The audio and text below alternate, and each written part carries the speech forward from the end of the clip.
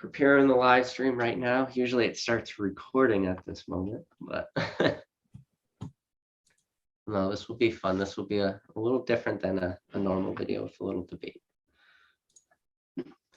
And welcome back to another episode of Pokemon Knowledge. On today's episode, we have a special guest. We have Sam from BulbSquad. Now, if you guys are not familiar with his channel, after this is over, there will be a link for his YouTube channel in the description below. But pretty much on today's video, it's going to be something a little different than we normally do. So normally we have a little bit more of a conversation, but in today's video, we're actually going to have a little bit more of a debate, because while me and Sam have a lot of the same thoughts when it comes to modern, we're also very different with our long-term thoughts for the investability, sort of that bull versus bear type argument. So I think it's going to actually be a pretty fun debate. And it's definitely going to be a little bit different than we normally do on this channel, like I said.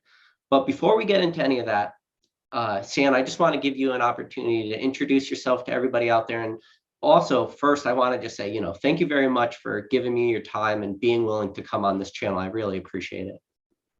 Yeah, thank you for having me on. So for those of you who don't know, it's Sam. I'm with the BulbaSquad, and I primarily focus on modern. I have slowed down in uploads as of late, but my focus is on modern and trying to make it more manageable. So the original creation of the channel focused around the concept that there's not much of an analytical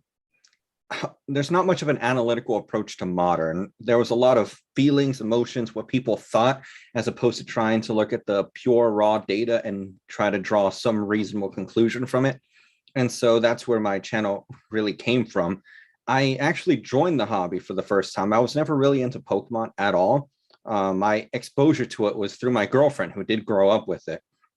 But I joined back in February completely by accident. I was watching a video game live stream. He dropped a link at the end of the live stream to his Pokemon channel.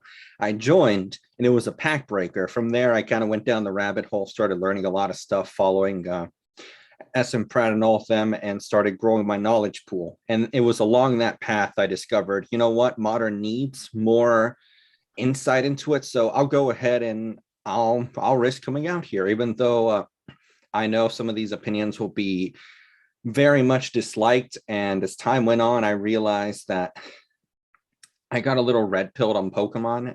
You guys can definitely see it in recent times, where I'm much more negative on investment outlooks, and I'm very much against the primary figureheads of Pokemon. I don't agree with a lot of their takes. Yeah, so that is interesting. That's one of the reasons why I want to have you on this channel. Now, for me, when I look at modern Pokemon, and for me, I guess modern is really subjective for who the person is. Sometimes a lot of sets I'll look at like XY as being modern sometimes, Sun and Moon being modern sometimes, and then obviously like all the Sword and Shield block is super modern. But what do you look at when I say the word modern Pokemon to you? Are you just thinking stuff that's currently in rotation, or what are your thoughts so we could kind of get a baseline of that modern discussion? So I actually like to add a fourth category, because most people go with vintage, pseudo vintage, and then modern. I like to add ultra modern, which is in rotation. Modern, I consider the XY era, and now officially Sun and Moon, because those are they're really fresh in everyone's memories. Even if you're really new to the hobby, you at least have a grasp of what the XY era is.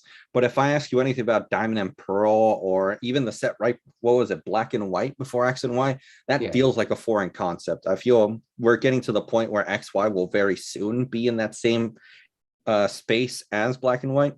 But for now, modern and not ultra modern, I would consider X and Y and Sun and Moon. Yeah.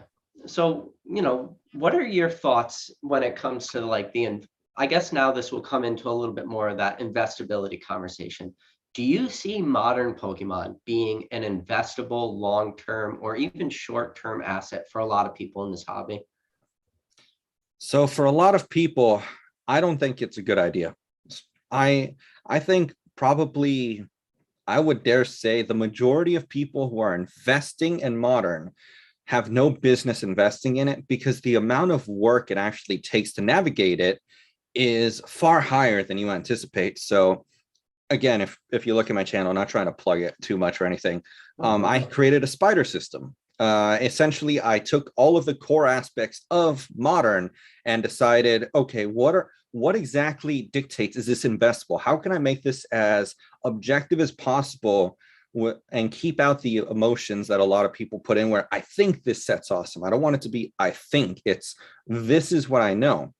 And most investors don't even want to do that bare minimum work. They decide, oh, this looks like a good set because of this, this, and this, neglecting all these additional factors. They decided it's a singular, they decide it's a singular approach to it instead of a multifaceted problem. And they just go in pretty much blind, not understanding what they're doing.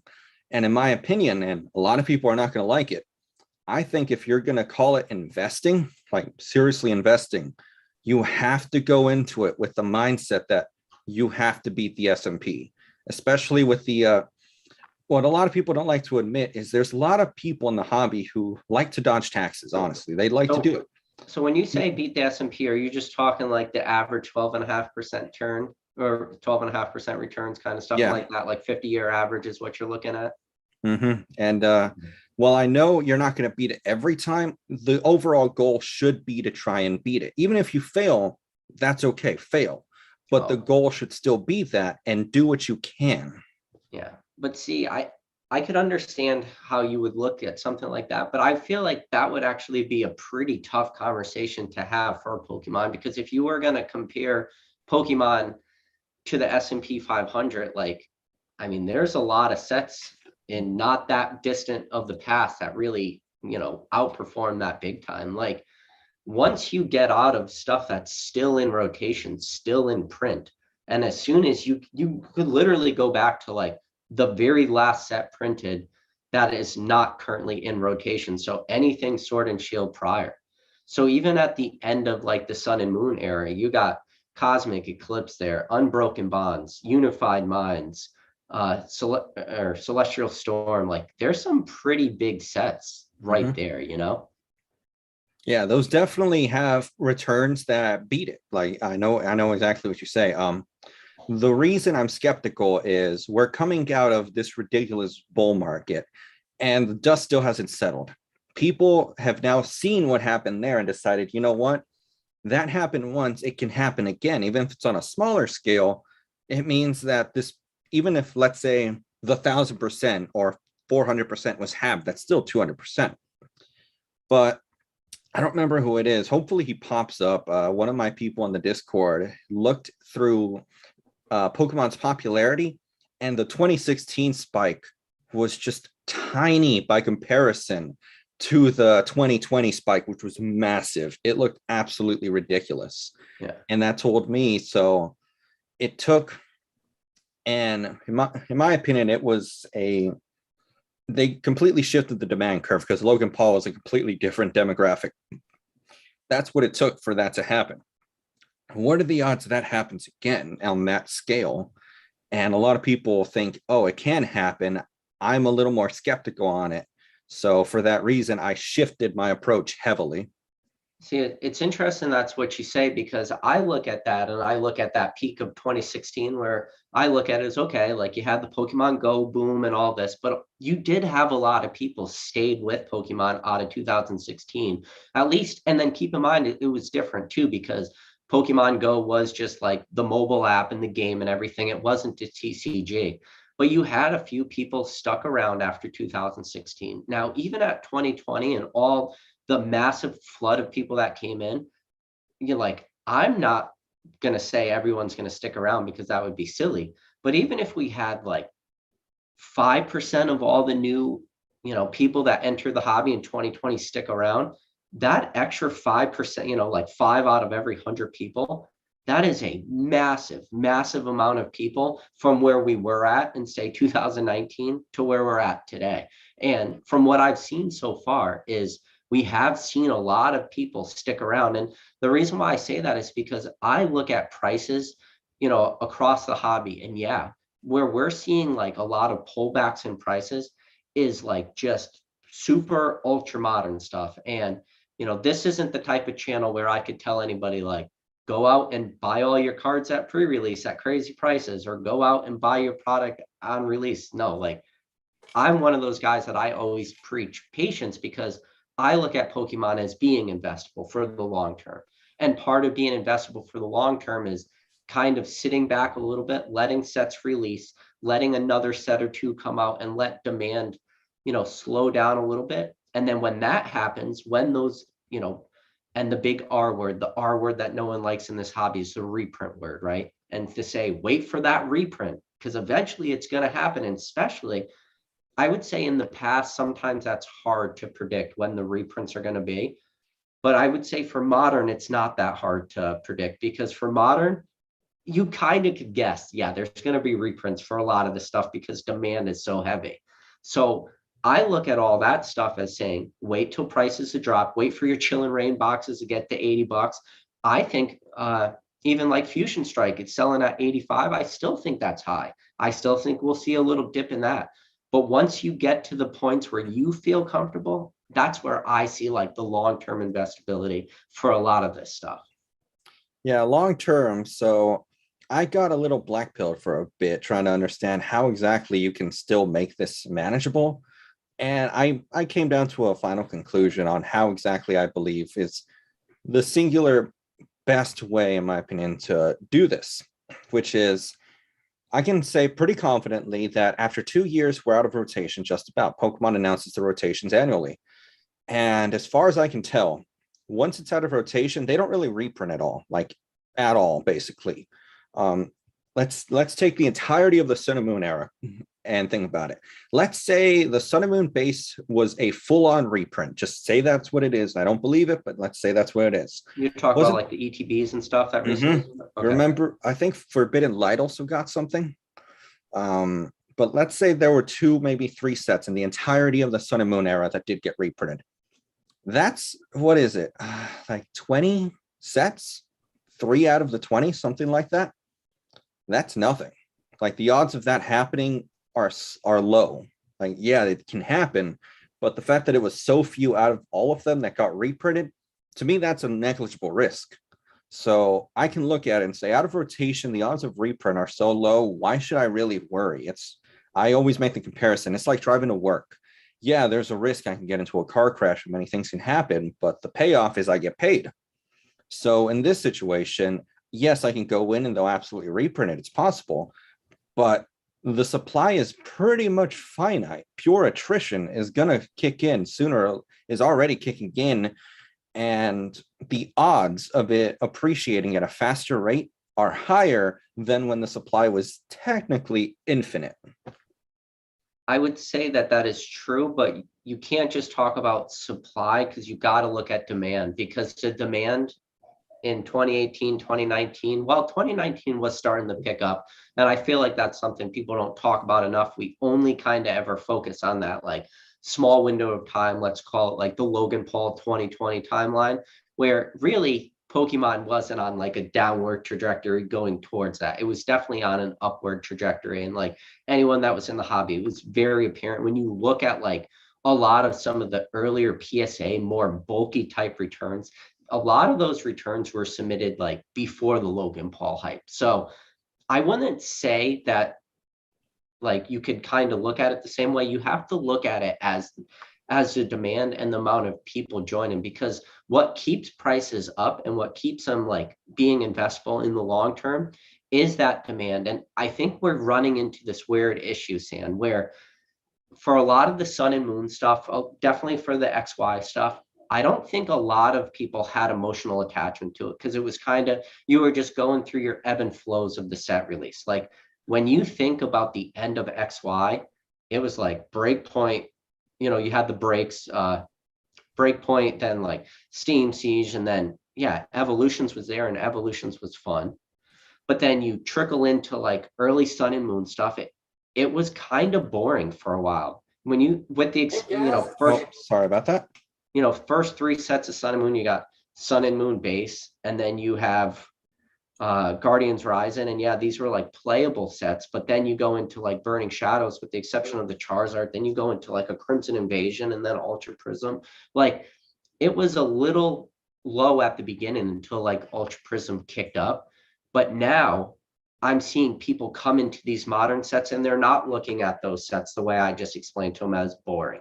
They're looking at modern sets and they now have this weird emotional attachment to all this super modern stuff. And that's something you never really used in the same sentence, that people have an attachment to modern. So what do you think about that? That just people's thought process now for these sets is much different than it used to be, even 2 years ago.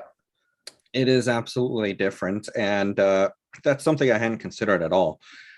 But yeah, people are attached to it because honestly, how could you not have an attachment whenever it was such a emotional period? It was 2 years of, like, I would dare say, a lot of anger, frustration, excitement, sadness in some cases. And you have to care about something for it to evoke those kind of emotions. Sure. And especially considering everything that was taking place, this was kind of like, I would almost say, think of it as football. Like, for the football fanatics, they get excited. They love seeing all this stuff because it helps them kill the time.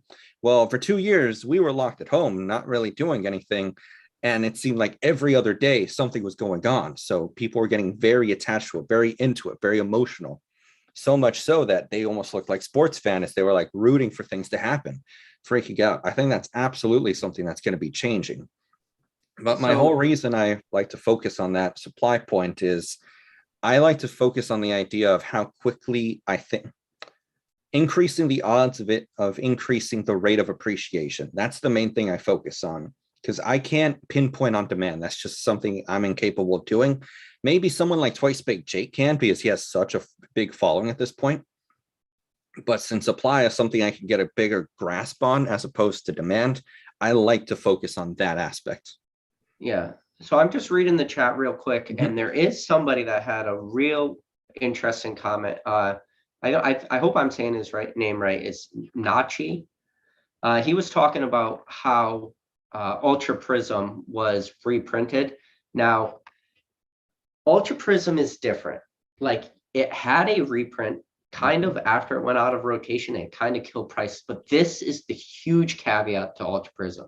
Ultra Prism started the good times of like Sun and Moon. Ultra Prism, the way it fell within the Sun and Moon block was interesting. Like I just said, when you came out of XY, it was the break, like your break point, breakthroughs, your Steam Siege, your evolutions. But by the time you got to Ultra Prism, because now you have to go through boring Sun and Moon base, Guardians Rising, Burning Shadows was okay, but then you had the suck it up through Crimson Invasion.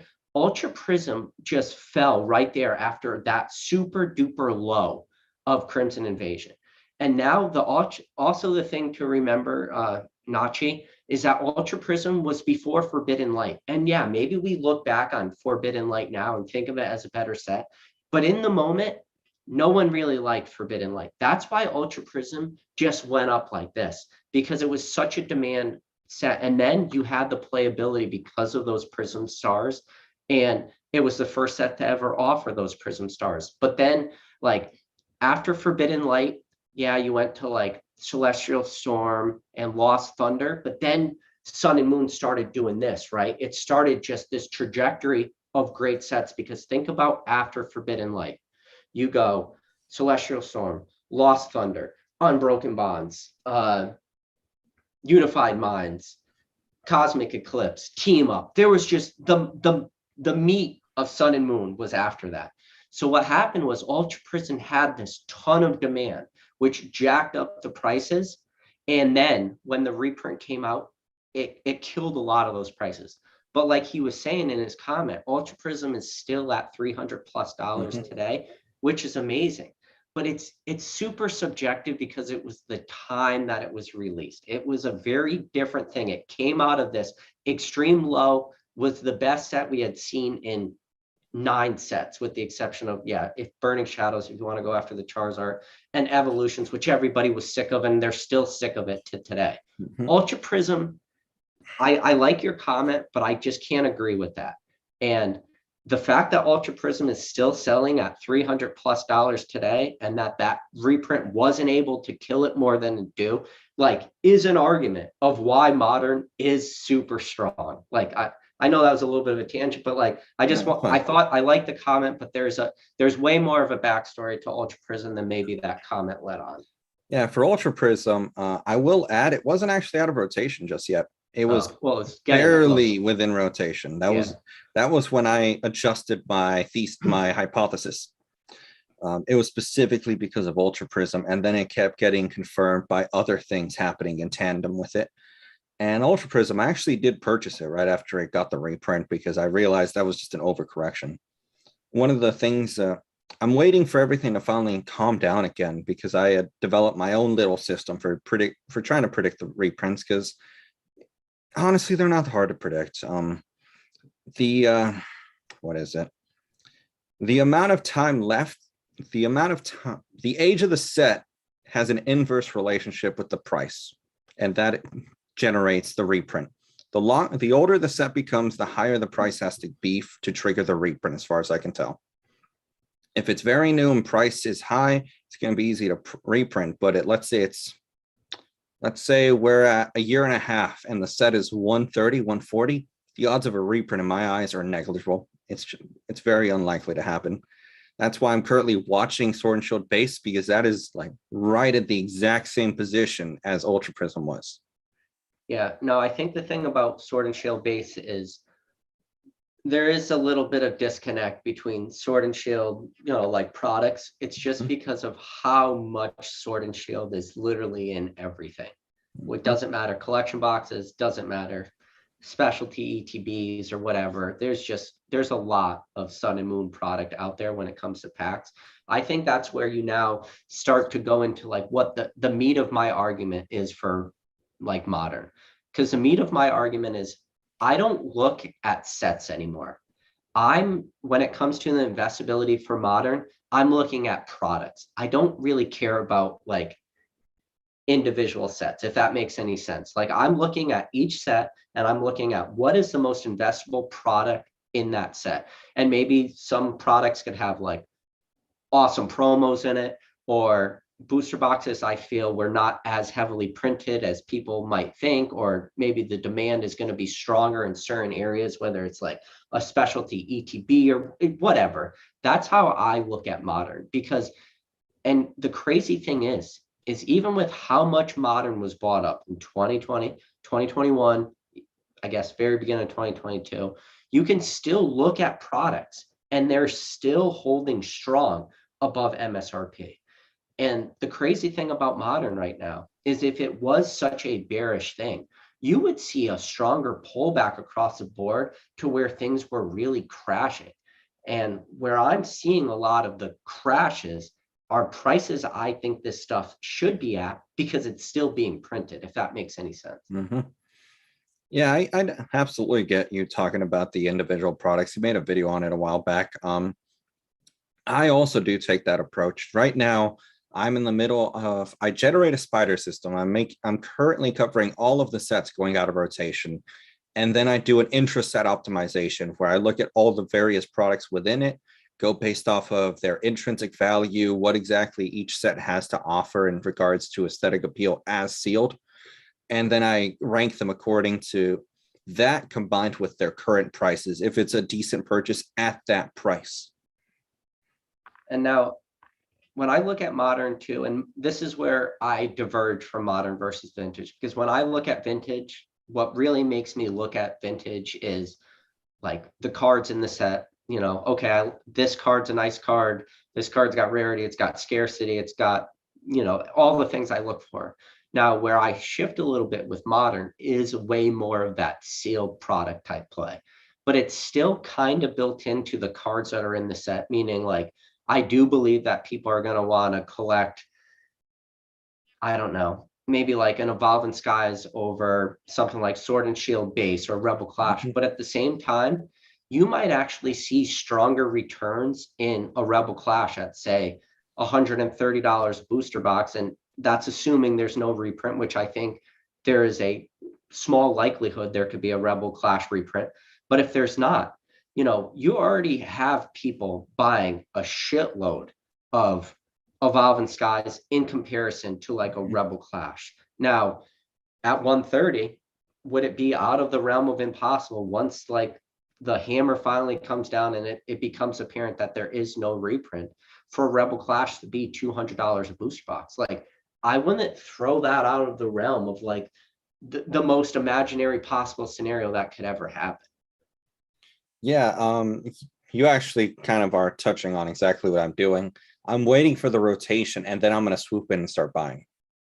Because once that rotation comes in, I feel comfortable knowing that these prices are most likely going to hang around where they are at. And I've already ran through the spider systems. I know how I've ranked my sets. I know what specific products. I'm doing all the homework right now and putting it out there for everyone.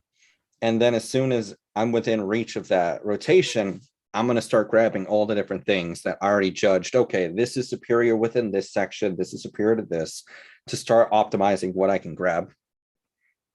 So now this is where I differ though. So like I gave an example of like Rebel Clash at 130, but this is the thing. I would never have bought Rebel Clash today at 130. I would have got in, which I did, when booster boxes were at like $100, $95. So that was my price entry point. So I already have 30% gains built into that. And yes, of course, we could always go into the selling and taxes and fees and shipping issue, but for raw numbers, you already have 30% built into a lot of this stuff. Now, this is the thing. If it has a reprint, it's like, okay, where do I see something like that? A set like that it's extremely weak, in my opinion, doesn't have a lot of good chase cards. Very easy. You can see that thing crash down to like a Chillin' Rain or a Fusion Strike or stuff like this, because at that point, there's going to be no buying demand, right? Or no buying pressure or demand for that set, because there's so much better options out there right now. And when I say better options, I'm talking about sets that people are going after for modern. And most of the time, that's really going to be like super modern now. We're talking Evolving Skies, and Fusion Strike is just a beast of a set. So if you had a reprint of that stuff, like it's going to crush prices. But this is where people are going to have to start like understanding it's all about the price you're buying in at this stuff. Are you buying Chillin' Rain at $80, or did you buy it at release and pay $150? Because if you bought it at release, paid $150, guess what?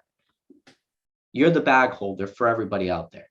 So I think that is a very important thing I need to make very clear in this video, is when I talk about like acquiring positions in modern stuff, it's about being patient, guys. And some people like hate that. They hate when you use the word like be patient and wait for modern prices to drop. But that's really what you got to do. Or you got to be really smart and be really good at pre-order. And the way you're only going to be smart doing that is you got to have like a friend that has distributor agreements and give you a good price. But even that's kind of like cheating in a way, you know? Yeah, so this is where I differ from almost the entirety of the Pokemon community. I don't like the buying the dip form of, so I made a video covering it. There's two ways of buying the dip. There's the buying the dip where we choose an arbitrary number and that becomes like our bottom and our entry point because we think the cost basis will outweigh it. That's entirely valid. You can do it. And then there's mean reversion, which is try to figure out, get an idea of what was the average rate of return on these items within a reasonable time frame. Okay, well, right away we got to cut out 2020 and 2021. So what exactly is the original rate of return? Well, it shifts quite a lot depending on what time frame you're looking at, because if you start looking pre-2016, it's really low. If you look post 2016, it starts to increase. That is true to a sense, but it really depends on when you're talking about. Like 2014, like prices really started to creeping up for all the Diamond and Pearl stuff. And in 2014, Diamond and Pearl wasn't that far out. You know, you only had Black and White in between, so you're only talking 3 years. But Diamond and Pearl 2014 really started creeping in. And that's when you have to start looking. And when you go back, you just got to look at 5-year timelines. So yeah, 5-year timeline in 2014 gives you all Black and White, gives you the end of Diamond and Pearl. All that started creeping up. And then when you look at like the end of XY and you look at a set like Flash Fire and you go, holy crap, if I literally just bought one of every single set of XY, Flash Fire alone brought enough return to make the entire buying experience of XY worth it by that one crazy outlier booster box.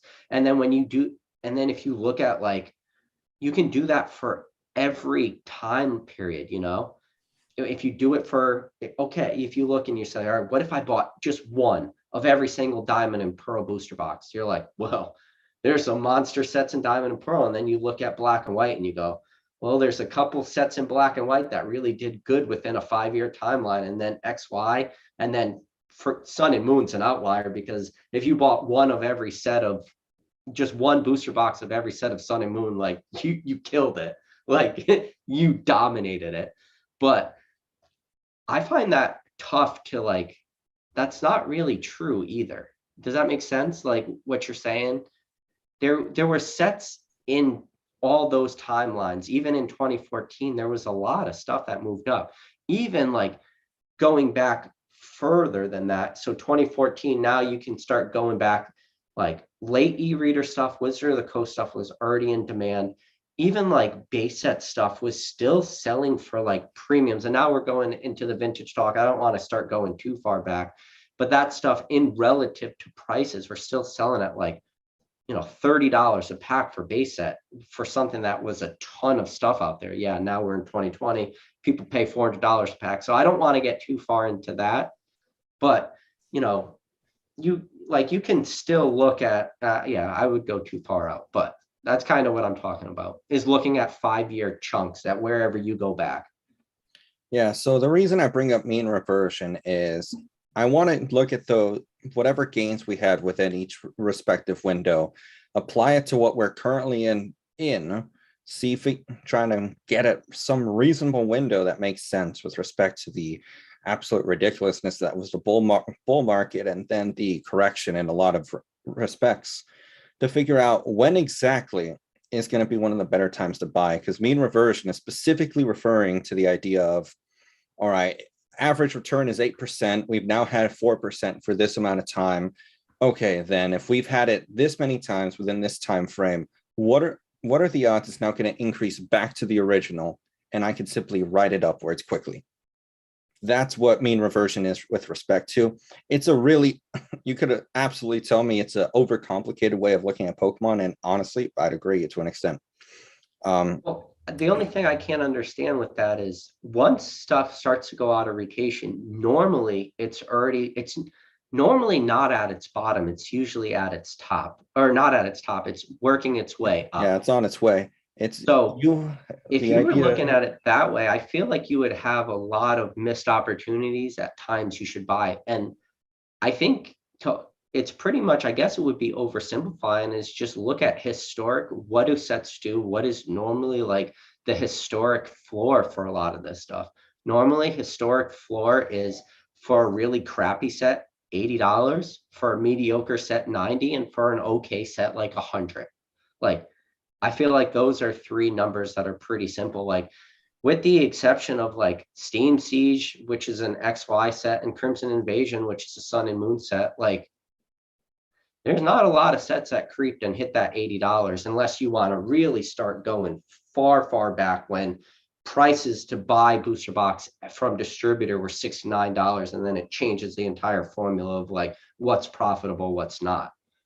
So I don't know. I understand what you're saying for like the mean and waiting for prices to increase, but I just feel like you would miss a lot of opportunities there. You do miss opportunities, but that's when nuance has to come into play. If you see something happening or any particularly important moments are about to take place, you can then make plays. So I saw a number of people, like let's take the Logan Paul situation. Before he opened the box, before those explosions happened, there were a number of people who realized all he's doing is showing base set. Logan Paul is a completely different demographic. Yeah. Just buy anything base set and it might be worth the gamble. And they weren't expecting 1,000% returns. They were expecting like 40, 50, maybe even 20, which that's entirely reasonable. So The reason I even I bring that up is my approach is doing what I said, waiting, because again, the rate at which it'll appreciate when supply is finite, I think is just outright faster whenever where the risk of reprint is negligible. And if anything is happening that's really notable, because at this point, if anything notable is going to happen, everyone's going to talk about it. And this hobby is simple in the regard that you can look how everyone's reacting. It's really easy to read the room, and you can make moves just in time to try and capitalize on hype that is about to hit. Yeah. So I think that's where we might differ a little bit, because when I look at modern, I'm definitely looking at it as more as the long-term investment play. And I could definitely see how somebody can try to look at like more of the day-to-day and that like flippability aspect of modern, because I don't think there's a single person in this chat's not going to tell you if you were somehow good enough where you can time modern properly, there's a ton of flippability even now today. And people will look at like a lot of sets and it's like, well, there's still flippability. Like it's a matter of getting a lot of this. But if you are able to get, say, ultra premium collections at $119, like you could have timed that. It doesn't take an intelligent person to time ultra premium collections, get it at 119 and sell it for double what you paid. Or if somebody wanted to get like, I don't know, like the new Vaporeon VMAX boxes, like when Pokemon Center released them, like for that very first wave, everyone could buy them online. Like, yeah, you could just get them in the mail and then list them instantly and double your money. But like, sure, that's like the short-term flippability. But if people want to play that game, go ahead, like more power to you. But that's not really what I'm talking about when I'm looking at sets. When I'm looking at, sets bottom out at $80, I'm not looking at it as, okay, now's the time for my short-term, like, turn and burn on this stuff. I think that's two different conversations. Does that make sense? Like the short term, I'm going to play this right at release versus the long-term investability of modern. Yeah, I get that. What a lot of people, I don't know if you got this impression, but I know a lot of people do get what I say a little more confused. This approach is partially for the long term. If I want to make it like that, I like just increasing the rate at which the returns come. Try to, since there's no perfect way to do this at all, I just have to go with theories and ideas, test them, and see what really works. I really don't like risk, and I try to manage how to really navigate all of this. And while you're absolutely right, I probably will miss opportunities with my methodology. The risk exposure I have from any of it is, in my opinion, much lower than others. But of course, the reward is potentially lower in a lot of situations. And if probably in 1 or 2 years, I'll have the data I need to know definitively, was this the better call or not? Because this is as much of an experiment as it is an actual investment in my eyes. And that's how I've always done it. The spider system, that was a lot of experimenting. I bought stuff specifically to test that hypothesis. That's why now it seems so much more refined than when I originally released it. Yeah, so one of the most recent comments, Pokemon Catcher 25 said he does not see long-term modern investment holding up. Now, so this is a good question or a good comment he has, but the question is, well, what do you mean by that? What price point are you buying this stuff? And that goes back to like the most basic of what I'm saying. It's what are you buying at? Do you not see Pokemon holding up as a long-term investment, meaning like Chill and Rain booster boxes, picking them up at $80. Once Fusion Strike hits $80, picking up Fusion Strike at $80. Do you not see it? Like, what's your timeline in that 5-year bubble? Because I feel like in Pokemon, I feel like 5 years is a good timeline because first off, a lot of people quote that. And I think a lot of people get a little bit of shit for quoting 5 years, but it's like, okay, I need some timeline. Like, what are you going to Yeah, that's a real timeline as opposed to this bullshit 20-year timeline. Like, yeah, honestly, like, 20 years. Because what does 5 years really gives you? It gives you an entire another set that comes out, or like expansion block, whether it's Sword and Shield, Sun and Moon, XY, Black and White, It does, it gives you that buffer in between, because that's the only way you can look at this. So when I look at stuff being investable in the long term, I'm like, man, what is my downside risk on an $80 booster box? And I just don't see much. Now, this is the thing too, is, and maybe we should have said this at the beginning, but we're not financial advisors or anything like that. But we've almost gotten to the point where we have to say that now in videos, because people will just go out and listen to this stuff. But with that said, like, and I've said it in a million other videos, if your finances are not in line where you're somehow hedging on Pokemon and you can't suffer a 20% loss on product where now you're bankrupt and this is it, your life is over, like, I can't help you with that. Like, and I know Sand can't help you either. You're like, you got to get your shit together before you start worrying about Pokemon.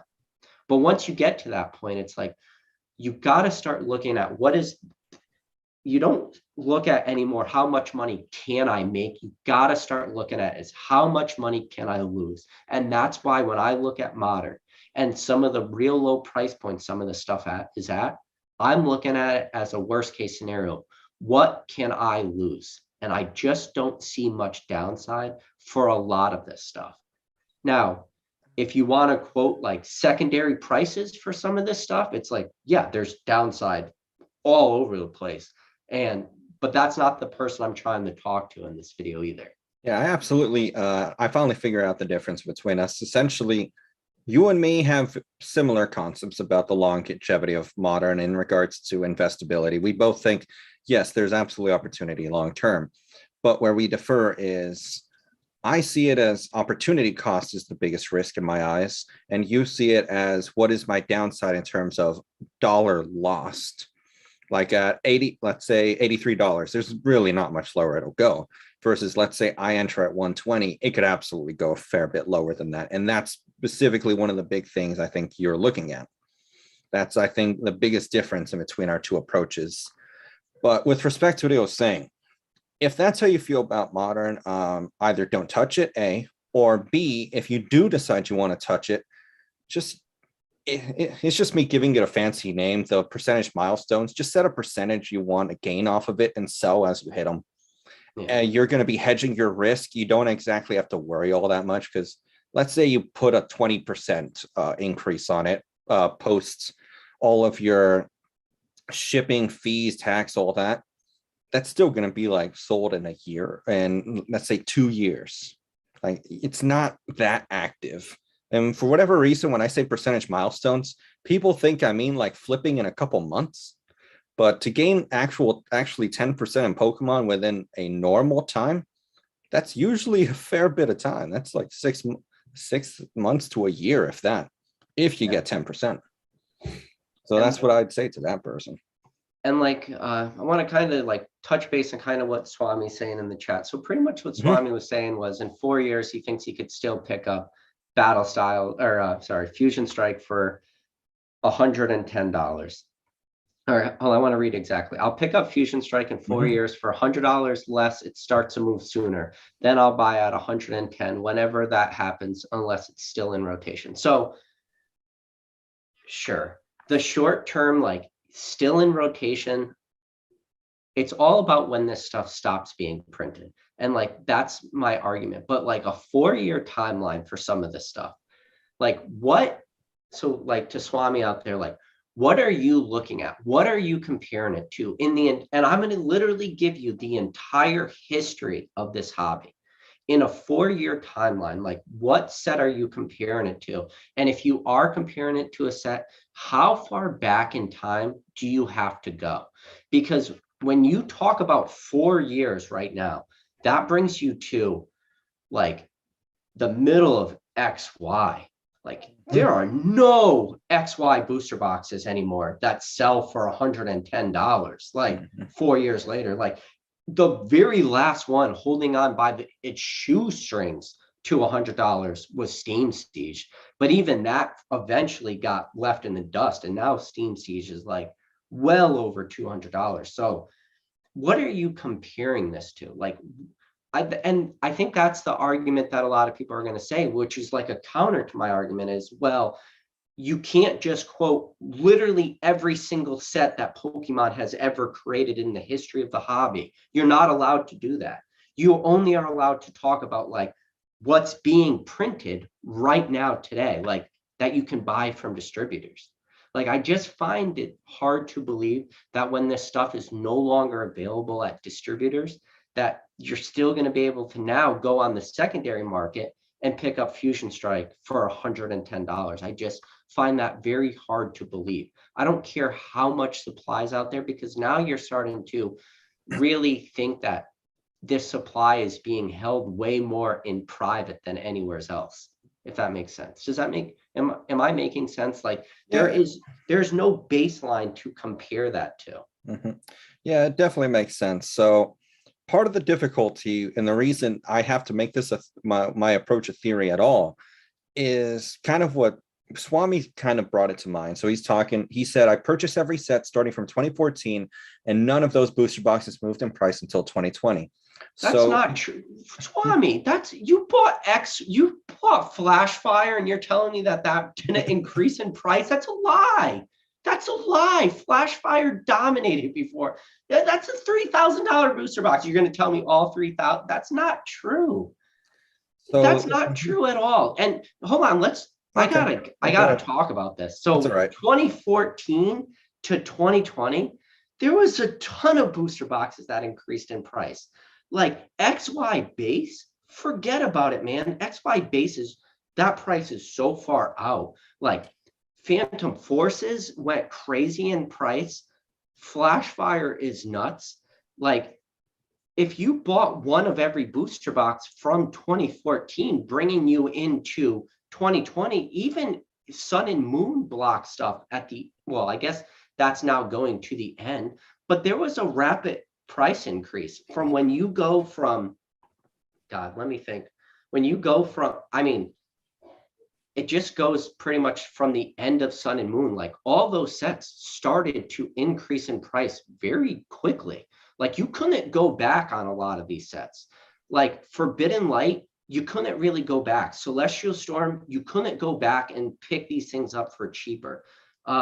Lost Thunder being an underrated set, that was probably one of the few last sets people slept on, Lost Thunder. But then going into Team Up prices increased right at release. They never turned around. It wasn't like Team Up released and then it dropped. Team Up continued to go up. There was never a point where Cosmic Eclipse dropped. There was never a point when Unbroken Bonds dropped. There was never, like, what are you talking about? Like, that's not true at all. So kind of what I was saying, with the reason I even brought Swami up was, so my issue is, remember, I joined February of 2020, exactly when what Swami just said right there for the date. That means I wasn't able to see any of the prices from prior to then, and I was mainly using PWCC. Every time I needed to learn something, I'd go PWCC, type in the set, go back in time. And that's why now I'm in this theory stage, because I can no longer do that. It's such a travesty that happened. I miss PWCC's market research. So Swami said Team Up was always cheap. No, it wasn't. Swami, Team Up was released at the end of Sun and Moon. Like, it wasn't always cheap. What is cheap? Like, there was never a diff in Team Up. Like, Team Up came out, people were very happy with Team Up. Team Up sold strong, and then while it was it was available because it was being printed. But the second Team Up went out of print, it freaking moon, man. Like, I think Team Up hit a high of like $800, which is crazy. It didn't just hit $800 overnight. Like, yeah, you could have bought Team Up. That is a huge difference. But like, to say that Team Up didn't have some sort of demand to it, it definitely did. Like, Team Up was a very popular, very in-demand set. And so here are some prices for reference of some purchases I made last year. In May, I bought 2 Ancient Origins booster boxes for about 180 a piece. Yeah, that is an 80% increase from where that booster box should have been. And I paid 170 for Team Up back in May of 2020. Okay, so 2020 Team Up was only out for like a year and a half. And I'm pretty sure I wasn't at that point in time. I wasn't stupid enough to purchase the highest boxes out there. So that is a 70% increase in that box in 2 years. That is 70%. Do you know how crazy a 70% return is in 2 years? Team Up wasn't an old set in 2020. Like, I don't know. I just find that hard to believe.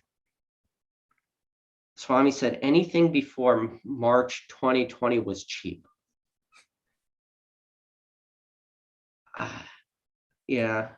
So whenever Mason's saying, I don't think you can use past years as example to show proof of concept of argument. So I understand what Mason is saying. And the problem is when you go back and you look at like Pokemon prior to like the last couple years, and again, you got to talk in like a 5-year timeline, and sometimes you can go back as far as 10. But the thing about Pokemon, all its ebbs and flows, all its up and downs, always relied on outside factors that are not what current factors are. The outside factors that used to dictate Pokemon's popularity was age demographic, meaning people bought Pokemon when they were a kid. Then when they got older, they started chasing girls and playing sports and going to high school and going to college.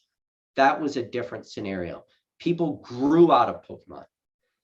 Then when people got back in, and to talk about the people that have been around for the last 10 years to 5 years, like that number increases the smaller that timeline goes. There's less people 10 years ago, more 5 years, more 2 years ago, and then a massive amount today.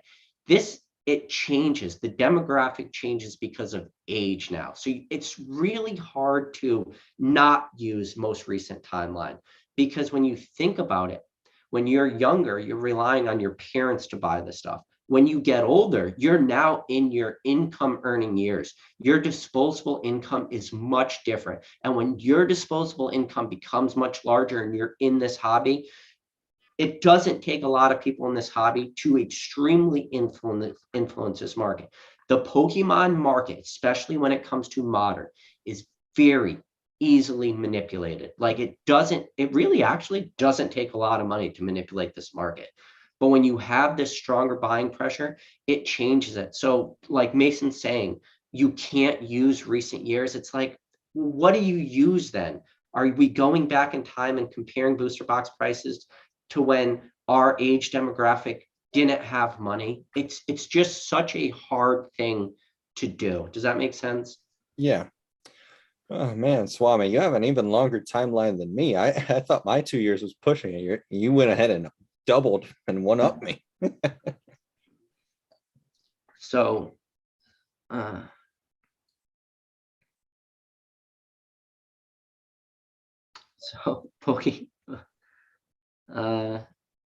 Pokemon Catcher said, I'm too far lost. Like, I don't know. So this is the difference now. So Swami said, but most recent timeline has insane demand and a messed up supply chain. Even if the demand stays high, Pokemon will print more eventually. And you're right. But this is the question. Print more is subjective. And the only reason print more is subjective is because you could only say it's printing more, but you still have to look at demand. Where is the demand today versus where it was 2 years ago? The demand today is so much stronger. Now, and even though Pokemon is printing more, the question needs to be asked, are they printing more to meet current demand? Just because they're printing more in the history of the hobby does not mean they're printing to the demand. And a perfect example of that is super high in demand product. Are Pokemon meeting demands for the most in-demand products right now today? And you can make the argument the most in-demand modern product right now today is the Ultra Premium Collection. And we have 66 people watching this video, and I guarantee you all 66 of those people wanted an Ultra Premium Collection for MSRP, and they would have bought it if they could buy it, but they weren't able to buy it because they weren't even able to get it, because as soon as they would go on Pokemon Center or Best Buy or Target, and as soon as they would click add it to the cart, it would be sold out. So the demand is there. Now the question is, are people going to want to buy every set, every product? That I can't ask. But the in-demand set, the demand right now is far outpacing Pokemon's capability to meet demand. And I think Ultra Premium Collection is the example. And it wasn't like Ultra Premium Collection was a sleeper and no one saw it coming. Ultra Premium Collection, people saw the price increase of that coming from a mile away. Have we seen prices retrace a little bit? Yes. Are we ever, in my opinion, going to see that retrace to 119? No, I don't ever see that happen, especially when people are spending just make-believe amounts of money on metal Charizards graded by PSA and CGC. And yeah, I know PSA is not great and all that stuff. But yeah, well, we absolutely don't know where Pokemon will be in 10 years, or 20 years, 10 years, whatever you want to say. I think within 5 years, we can reasonably say that it'll be, even if you want to be as pessimistic as possible, it'll still be investable to a degree. Obviously, you have to be smart with it, know what you're doing, yada, yada. And part of the reason I'd bet on the fact that people saying that all of modern is a terrible idea is, so this is me going a little bit into conspiracy theory. We have real money, like people who play in actual financial markets, getting involved in the collectibles industry. I mean, when people with real money get involved in this stuff where it's completely legal to manipulate things, I would be willing to bet that people who control the creation of graded cards and then the avenue to sell them, it's not that far out of the realm of possibility that they would try to fudge some numbers to try and make things easier to move. And exactly as you said, it's not all that difficult to move markets here. So even if we want to say that there's not all that much demand or any argument like that, the sheer number of people who are interested in these collectible markets who would have an agenda to profiteer would make sure that something occurs within the 5-year time horizon.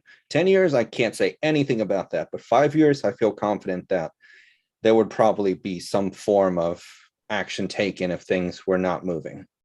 Yeah. No, I want everybody out there to know that this is the Pokemon debate, the bear versus the bullish. So I am going as hard as I can to debate my side, because that's what you do in a debate, is you try to push your opinion as strong as you can. Now, do I believe in modern like 110 million %? Like, is that where I dump all my money? No. But do I still feel comfortable with having a position in modern as an investability point? Yes. And the big thing that I'm doing there, and this is the thing that I alluded to earlier, is that I'm picking up like different sets, identifying sets that I think will be long-term investable. Like I said, if you picked up one of every single Sun and Moon set, just one booster box at let's just say $100, like a very even dollar amount, which is probably higher end for some of this stuff. If you bought everyone at $100, guess what? Every booster box didn't perform equal across the line. There's ebb and flows of every single set, whether it's Sword and, well, I get Sword and Shield is tough because a lot of this is still in print, but go Sun and Moon, XY, Black and White, Diamond and Pearl, Platinum, Heart Gold, Soul Silver, Nintendo sets, e-reader sets, WotC stuff. It doesn't matter. Not every booster box just goes up like this, even across the line. It's on a set-by-set basis. But I see the long-term trajectory of this stuff being like a decent investment percentage-wise across the board. Now, this is the thing I want you to understand too, is I talk about products too. There are some products that are going to far outpace and outperform some other products. And I'll give you an example of a product that I talked about. You can go back to some of my like earliest videos I made when I talked about like the Sword and Shield figure collection that had that stupid full art Pikachu popping out with, like Grookey, Sobble, and Score Bunny around them. That was like the first ever Sword and Shield figure collection promo card.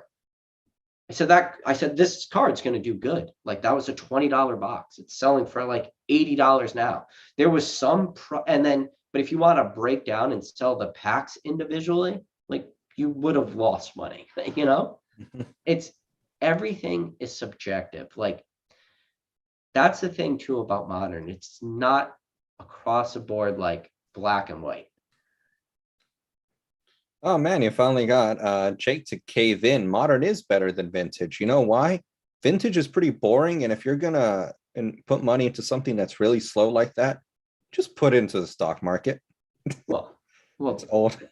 That's the thing. Like, and so kind of to talk about. I know Jake's making a joke, and I always like comments like that. But what I had said to Jake, before we started this live was, I've been talking about Vintage so much in my last multiple lives and multiple videos. Like, I really want to go out of our way and not talk about Vintage and strictly have a Modern conversation, because I did want to change it up. And obviously, most of my collection is Vintage, but I do like to change up the conversation and have it just be about Modern. So that's really what we were going out for today. And I told Sam this, I find myself, these lives are long sometimes, they could go on for an hour, 2 hours. Given enough time, talking enough times, like, if anybody out there is listening to me and actually watching these videos, it's very clear what sets I go after in Vintage, what cards I'm going after, like stuff like that. So even though I talk about Vintage, I keep finding myself going to the stuff I like. Even though I tried to be like open-minded for Vintage, like, I always go to what I want, what I collect, and it's always very apparent. So I did want to try to do that big shift in today's video and make it about Modern. Since we're talking about modern or Vintage here, let's see if I can show it fairly well. That's what I pulled from the Leonhart thing. Oh yeah, base set too. Yeah, that's nice. So that's people who are like, oh, you're all butthurt that because of the video I made slamming the event. People are like, oh, butthurt, you didn't get to make money. It's like, no, I made money, but I'm still gonna slam on it, for rightfully so. Yeah. So you wanted to, I wasn't really planned on talking about the pop shop, but we don't have to. I was just bringing it up very quickly. That was Yeah. just an offhanded thing sparked by the Vintage conversation. That was it. Yeah. Well, I mean, we could talk about it a little bit, because Sure. So I had my experience at the Leonhart Pop Shop, and if there's anybody out there who somehow stumbled upon this channel for the first time, like, go back, I think it's like 3 or 4 videos ago, I did kind of like a vlog video where I went to the Leonhart Pop Shop, and I had a great time. I went there, I met up with some awesome guys, people. One of them's in the chat, Basic Trainer. Another one, Rock Pokemon. Check out Basic Trainer's Instagram, Rock Pokemon's YouTube channel, like 2 awesome dudes. We had a great time. And I went to the Leonhart Pop Shop with worst case scenario in mind, was I was just going to get drunk with my friends and open up Pokemon cards. And that's what we did. But we also got very lucky. I pulled a Mewtwo, Basic Trainer pulled the Charizard. We got to meet, like, Rusty TCA Gaiman and Gem Mint Pokemon, and PokeRev was there, but we didn't talk to him. We got to meet other content creators. We got to meet fans of the channel, fans of the hobby. Like, we made the best of it. So that was my experience. Now, you had a very different experience. So for me, and I don't mean to cut you off, but me and you talked right. while we were there too. And Yeah, that was like sort of planted the seed for like this live in a way. Mm-hmm. Yeah, I absolutely did. I tried to talk to you before, just failed at. I think it was just that my comment got lost or something, either way. But the thing is, yeah, in the end, I can say, yeah, it was a unique experience that it was enjoyable enough. But the thing is, I prefer to not allow my bias to, because absolutely I should be biased in favor of this because of the Zard I pulled and getting to meet people. I needed to look at it as a purely financial thing in regards to, okay, people are spending money coming to this. What should the expectations be as a paying customer? as someone who is paying, what should you be entitled to? Okay, what are the most basic requirements? If I'm paying for something, I'd like some level of for an event, I'd like some level of organization. Okay, well, that was completely lacking. Okay, how would I, let's say we're not even talking about the lines being organized, because yeah, let's say that gets lost. There's so many people. Well, the setup of the place, there can be some organization there. Yeah, it's a little cramped, but you can make the best of it. Well, that was lacking entirely as well. Okay, well, this was advertised as this thing, correct? It was taking it back in time. So what are some reasonable expectations to have? We could probably see some episodes playing in the background, like just clips. That's not insane to expect. Maybe even some old video games, not sealed, of course, because that's worth a fortune. But let's say you even buy the empty boxes. That's not an insane thing to expect. Okay, what about food? Because they told me you're not allowed to leave and come back. Some people did, but the event or the venue itself said you're not allowed to. So okay, we're gonna roll with that. You do pre-sale, so that way you know roughly how many people are going to come, and then you understand they can't leave and come back. So there should be some form of accommodation for this. So Yeah, all of these are very. He didn't promise anything that you didn't get. Now, the problem, so this is where I think me and you differ a little bit, is I think you wanted it to be more organized, and you wanted them to not chaperone, because that would be a poor choice of words, but you wanted them to facilitate like your experience way more, like provide more, do more. And I understand that makes sense for you to say you're going to an event that you're paying for. You want them to be able to just facilitate that and like make your experience worthwhile.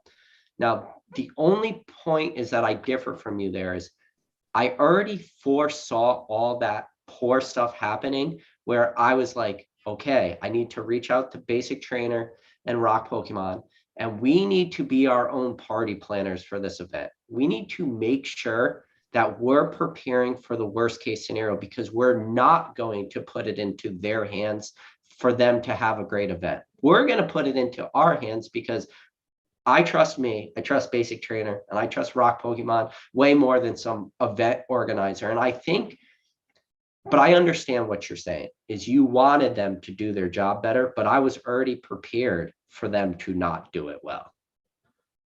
Yeah, and in the end, it really didn't make all that much of a difference to me, just because I got to drive there. I live nearby. I was 40 minutes from the event. 40? No, I think I was closer than that. I don't remember. Either way. And it's just me on a matter of principle. I believe if you're going to do something, offer something, you should try to do it to the best of your ability. And anything short of that, you should be ashamed of yourself for.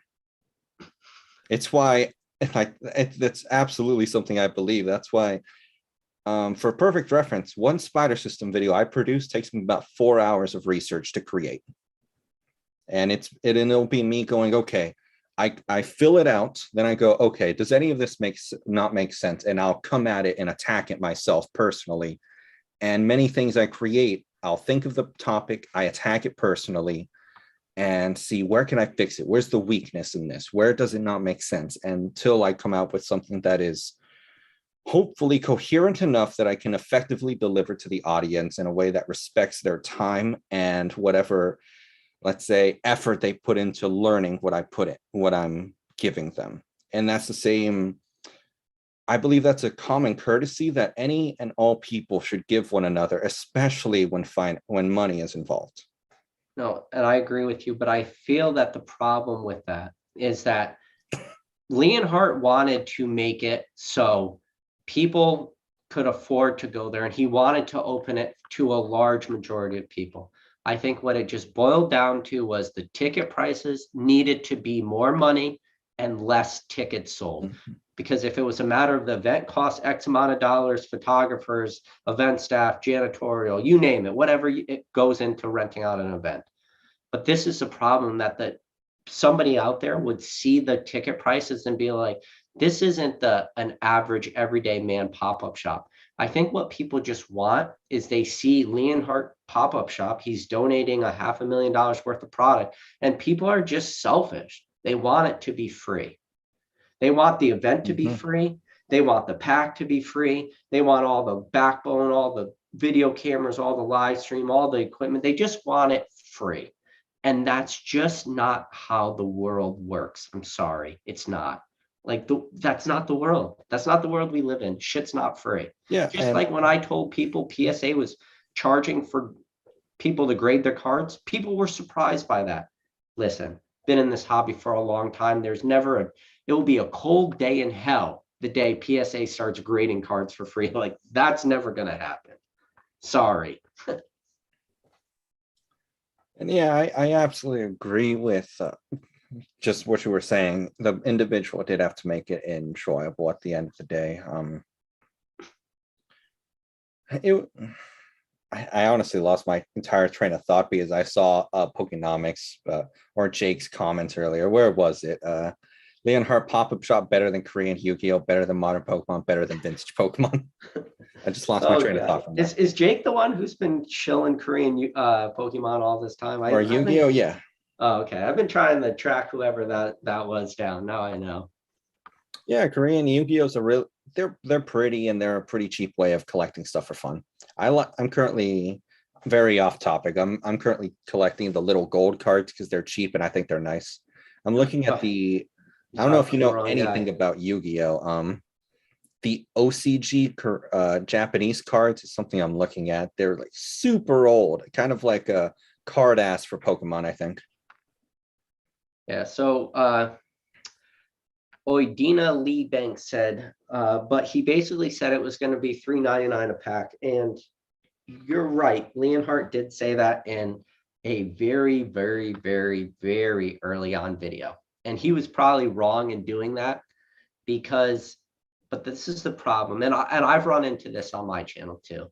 When you're talking out things real time, like you can sometimes give yourself kind of like unexpected time, or not unexpected, but unreasonable timelines, or maybe you release information before you actually know what's going to be involved. And like for Leonhart, it was probably like a financial obligation and stuff like that, renting out a space, realizing you can't go bankrupt putting on this event. Now, I've done that on my channel on a very different type of scale where I still am going to have a guest on in the future, but I had said he was going to be on in January. Here we are in February 15th of 2022, and it just was a matter of I probably shouldn't have said anything in December of last year. Like, and this is a guy that's still going to be on my channel, but sometimes you speak too soon or you speak without like thinking everything through properly. And I think that's what Leonhart did when he said $3.99. But with that said, if you're only going to focus on the $3.99, that means you're ignoring like the other 7 videos Leonhart put out where he literally explained that wasn't going to be the case. So I will say the most annoying thing, because I just remembered my thought of this whole thing, is everyone seems to be in this delusional state thinking that, or at least a number of people are, that just because it was a quote unquote charitable event absolves him of any and all criticism. And I really don't like that, because everyone makes it out to be like, oh, we lost $500,000. No, we didn't. The fuck are you smoking? I don't think no one's saying that, I don't think. And like the losses, people don't know how tax write-offs work if they think he lost a dime. Trust me, guys. Because like ticket sales, when you're Leonhart, you made a lot of money in 2021. And let's say theoretically he did lose money. Like it's all a long-term investment technically. And it means he can hold more events like this because he now got PR. His channel grew because again, this is very positive PR for him. And the kind of like tinfoil hat, he did whittle down the supply of vintage. So technically what he has left hasn't appreciated. So Alex Lee said, pretty much saying that like Leonhart weighed all his packs. I don't know. I won't talk to that. I have no clue. You pull the Charizard. Basic trainer pulled the Charizard. I pulled the Mewtwo. Like I find that a little hard to believe. Now, is it possible he weighed out a lot of that base set 2 stuff and only left a couple? Yeah, probably. but I'm gonna go to the graves, and this is something I believe in, that you can't weigh blister packs. And Catch 'em all collectibles, if you're out there listening, he's told me I'm wrong. Cool Trainer Ryan told me I'm wrong, but Rusty told me I'm right. So I'm gonna go with Rusty on this one, because who knows? I mean, yeah, sure, you could weigh, but you know what? I got a scale. I got an empty blister pack. We should just get some data for these empty blisters that were from the event and see if we could just weigh some. I know Basic has one, I have one. I would be curious what our weights are just on the blisters without packs in it, if there is a weight variable differential, because you're only talking 0.3 grams, right? I would like a video of someone just trying to weigh out a ton of blisters. Leonhart absolutely had a big enough sample size for it. Yeah, he had 3 boxes of 24. So what is that? 48, 72. So he had 72 blisters. I mean, 72 is a decent amount. That's 2 full booster boxes worth of blisters, assuming you're talking 36. Pokenomics said he would not be shocked if he broke about even. Yeah, I mean, it's hard. Definitely disingenuous if he made money, and was disingenuous the way he made it sound like everyone was getting packs for $3.99 instead of the truth that they had to buy a more expensive ticket. Yeah, I could see that. I think looking at it from the outside looking in, and looking at how crazy people are with lining up at Target to buy Vivid Voltage in November of 2020, if people are standing outside Target to buy a $5 pack of, or $4 pack of Vivid Voltage, I can only imagine what the line would have been like if he just made it a free for all, where it was like, okay, just show up to my pop shop and buy a vintage pack for $3.99. Like, that line, you could probably saw it from space, No, just make it battles. The winners get a chance to get in line. Do a little 2-man enter, 1-man leads kind of thing. Fight to the death for these packs. Like, if he did do that, just made it a real true 90s pop-up shop and just said, okay, everybody just show up and buy a pack. Like, the logistics behind that would have been crazy. You would have to sell tickets and stuff. So yeah, just one thing that kind of did irk me a bit. It's not really his fault. It's something with hindsight, definitely, is he should have put up a sign whenever his packs were getting all sold out, because there were still people showing up to the event hoping to try and get a pack, and they were coming with their kids or whatever. And like, I came for that. That's unfortunate. And that bothers me. It bothers me because the information was out there. Like, the information was out there. That meant if you didn't buy a ticket, you didn't get a pack. Like, when he sent out the emails and stuff, but this is the thing. It's like, you have to sign up through the email mailing list. You have to watch at least one of his videos where he explained you got to buy a ticket. So that's more like the game of telephone, where it's just like, oh, there's free vintage packs for $3.99. It's like, that's not really the case. So the people showing up and being disappointed they didn't get a pack, it's like, you're not a true fan anyways.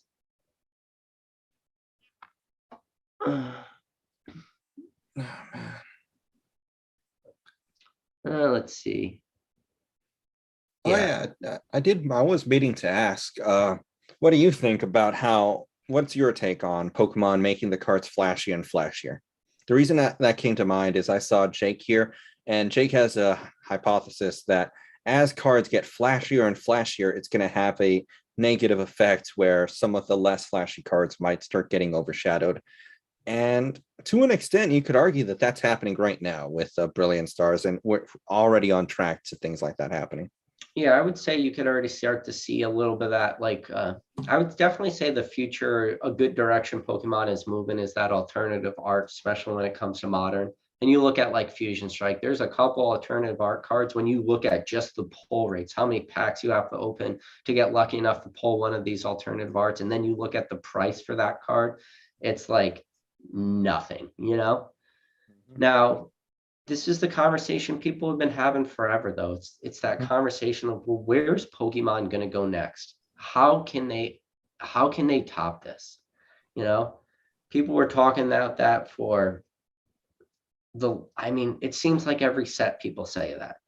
people were, don't forget, a lot of people were preaching like after celebrations, the Pokemon market was going to drop. There was going to be like this crash because there's no way that you could have Evolving Skies come out, celebrations come out, and somehow have a set that's still going to be in demand.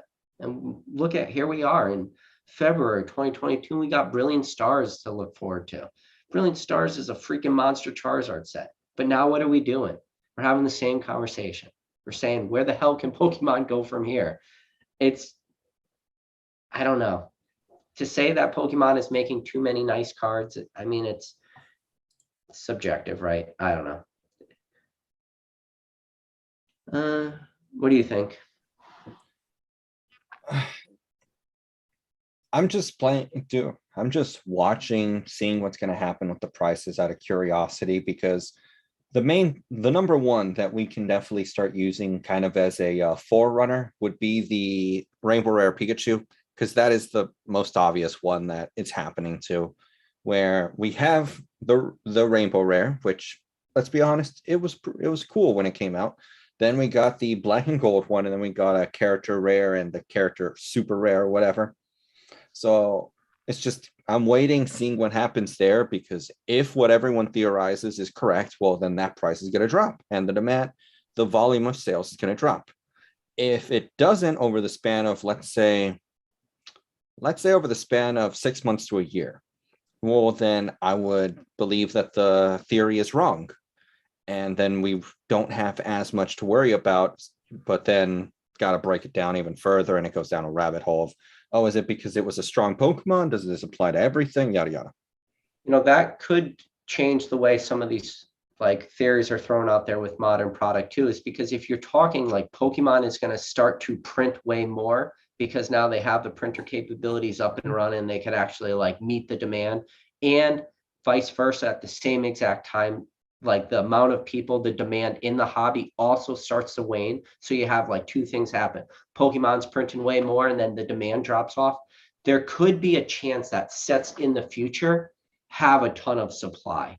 But now that's where we're going to now have to start like having this weird subclass of modern product where we're going to start looking at modern saying, well, this is super modern stuff, but this is before Pokemon ramped up their printing capacity and before everybody left the hobby. And these modern products are when Pokemon ramped up printing and everyone left. Like there could, who knows, that could be like this weird thing that happens. But I do want to just give a shout out to Alex. He gave us a super chat. He said, what do you guys think about Pokemon making serialized cards and hobby boxes like sports? You wanna take this one? I got a thought to this. Sure, I can talk a little bit about it. And I think he's kind of alluding to Magic too, yeah, doing it. I think, obviously I can't say if they will or won't do it, but from the way Pokemon is behaving, it seems like they're copying a lot of what Magic does. I made a video a while back saying that we're essentially entering the era of secret lairs for Pokemon, because product after product is coming out with these really nice promos. The most recent one will now be the Arceus V promo, the alternate art that came out with the game. And that's kind of like, they're not really selling you the packs because they're ramping up the prices of the boxes quietly. So they're selling you the card in a legal way, kind of like a secret lairs. And I take that as they're imitating Magic the Gathering, which it's not a bad play. I mean, they're making a ton of money, clearly. So if this ends up being really successful with serialized cards for Magic, then I think it becomes even more likely that Pokemon will follow suit. Because like I said, it seems like they're just kind of watching and copying. Monkey see, monkey do. Yeah. And who asked this again? Alex asked it. So to answer your question, Alex, like I personally, I don't really like the thought of serialized cards. Like, will there potentially be a time in Pokemon's future where that will be needed, where the demand will need that like flame underneath it sword to like get it going again, like kind of restarting the engine? How much demand there is right now for Pokemon, and demand, I'm talking historically, right now, even today, demand is insane. So why add like fuel to the fire when it's not needed? Like save that, keep that in your back pocket for when you need it. Like that's my thought process is Pokemon, you're doing fine right now. Don't do this. Keep that, wait for it. So I am reading the chat a little bit, and everybody seems to be talking a little bit about like how Leonhart could use this event as a tax write-off and stuff. And now, obviously, this is all speculation, guys. I don't know what Leonhart's finances are look like, but we got a small channel, and I've said this a million times. The luxury of having a small channel is we get to speculate on shit like this, and why not? Let's just do it. But for his channel, keep in mind it's his full-time job. You know, his AdSense and stuff like that is probably pretty high, but he gets to write everything off as, you know, business expense. All his grading fees for all his return videos, all the packs he opens, he gets to give those packs any sort of dollar amount he wants. Like when he said we opened up $500,000 at the Leonhart Pop Shop, whether or not you went down and broke down every pack and it actually added up to truly be $500,000 or not, it doesn't matter, because he can say those packs cost whatever he wants to say they cost. Now, he also has to show what he paid for that stuff, just the same way as any business would have to show. Like if he bought a base set 2 booster box for $400 or $300, and that base set 2 booster box is now worth $10,000. He gets to show that as a loss. He doesn't show that as profit, you know? And I'm pretty sure, well, one, he's an accountant and or used to be an accountant or a lawyer or something. He probably has like, I sneeze every single live. Where's Professor Oak? Is he in the chat? I sneeze for you, bud. But I think he could just write it off however he wants to make it like a business expense. And you know, yeah, it was an event, but he could do it for the channel and stuff. And I'm sure he ties all this stuff in together. And I always tell people, I'm like, a good, like privately owned business is you don't make money on paperwork.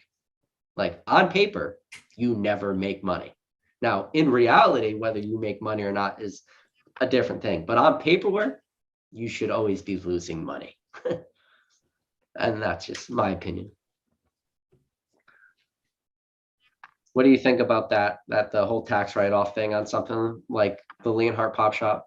I don't know nearly enough to even start talking about that, man. Well, you like all I gotta say is, yeah, if he lost money, nowhere near as much as he plays it up to be, and he should not be receiving any more praise than you would praise someone who literally just went to the local card store and bought a booster pack. At the end of the day, it's just a financial transaction. That's all it was for him. Yeah. Mason says you don't just write off losses. That's not how this works. When you have to make gains to write your losses off against. And I think Leonhart had a lot of gains. I think Leonhart sells a lot of his cards too. And I think that's something like people don't talk about enough. It's like, I think every time he gets a card back, people just think that that card goes into his collection. Like that card's getting sold in other means. Like he's making money along the way. So he has to show a loss in order to like pull down his gains. Like, right? Like, am I just talking crazy?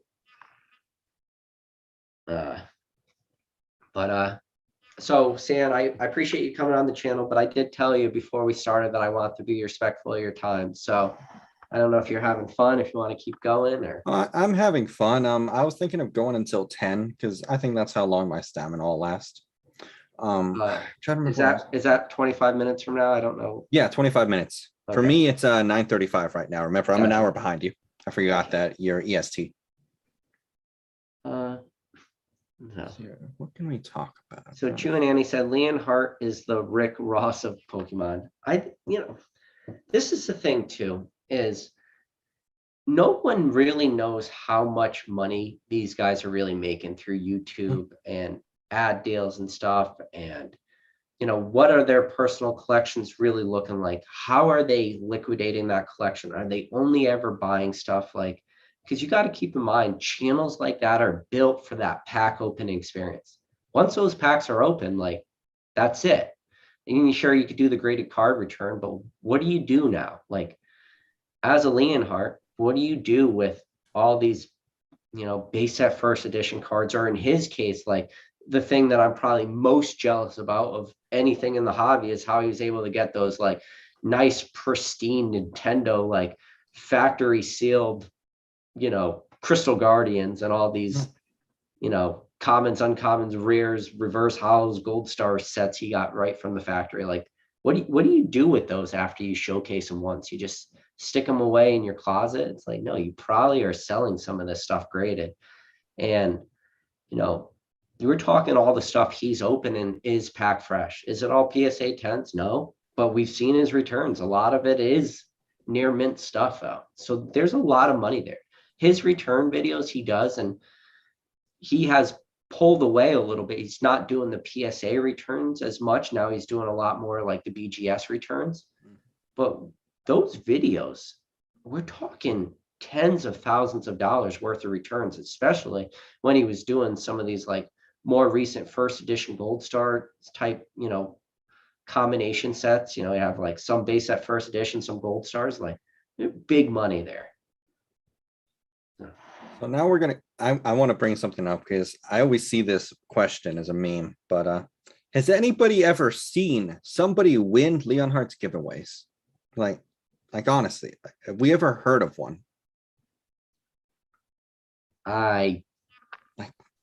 Who knows? You would never be able, I mean, so shout out to Rattle. I don't know if Rattle's in the chat right now, but Rattle, if you're in the chat, feel free to make yourself out there.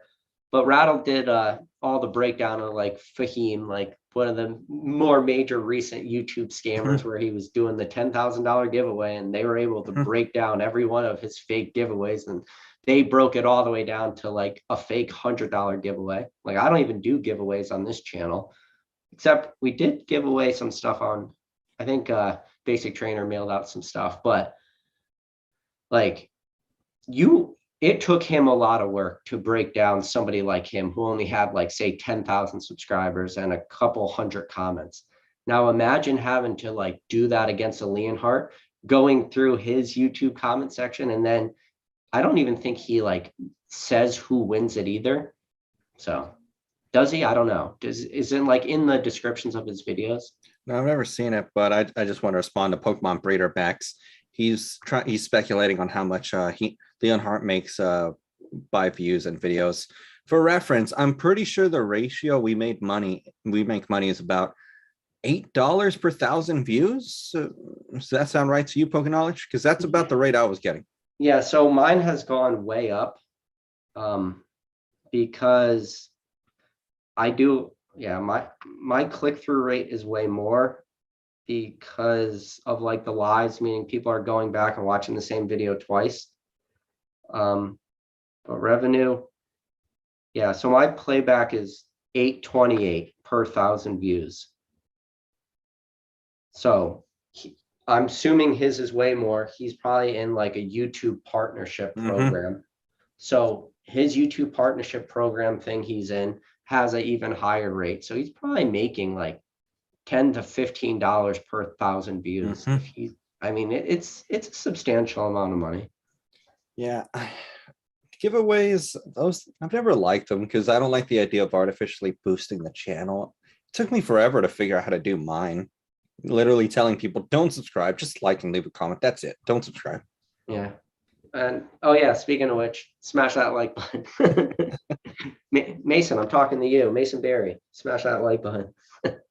But no, that's the thing too. It's like, well, you want to grow your channel, right? Like you want to grow it, make it. And I think the reason why I want to grow my channel, and like I can't speak for you, is that I just want to like expand my community. Like this chat, like reading the chat, interacting with people in the community, like this is the part I like. Now, having a smaller channel and only having, like whatever, 83 people watching, we're able to interact. Like people can message me on Instagram or, message me through the comments or whatever. Like that's very doable for me.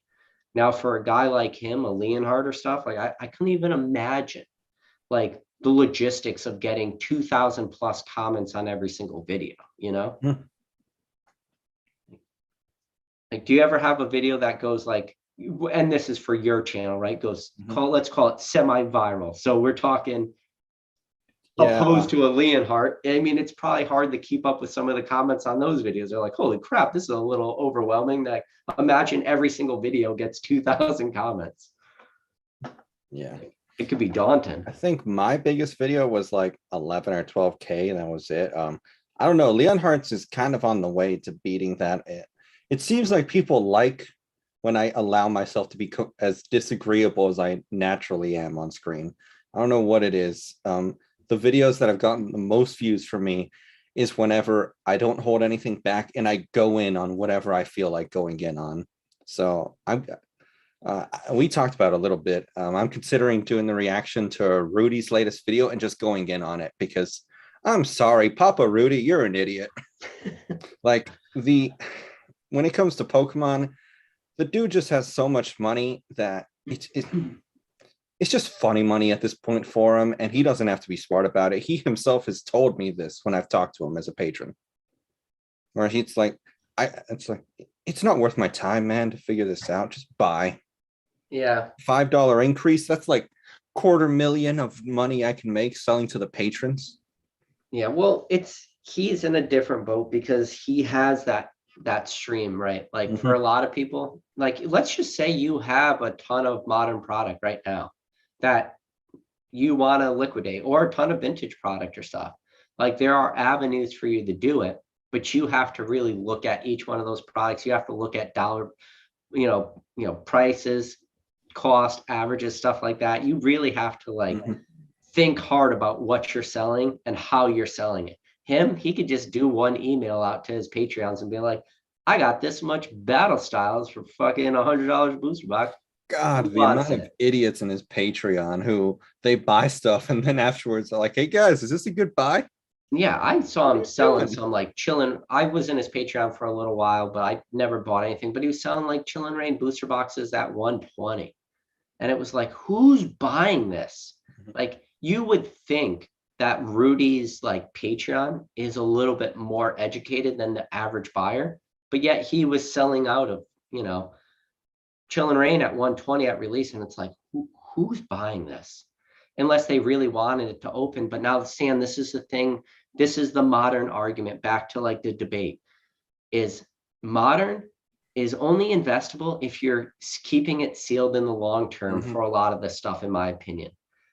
Paying 120, I have a feeling a lot of people are still buying that stuff to keep it sealed. They weren't buying it to open. Because if you were to tell me, listen, I don't care about the investability, I could care less. All I want to do is open this product at release because I enjoy it and I want to spend $120. I'd say go ahead. $120, like if that's what you like to do, that's how you like to have fun, like do it. That's the first thing you should be doing in this hobby. But that's the thing. I don't think every single one of his Patreons keeping that shit or opening it for fun. They're buying it to keep it sealed.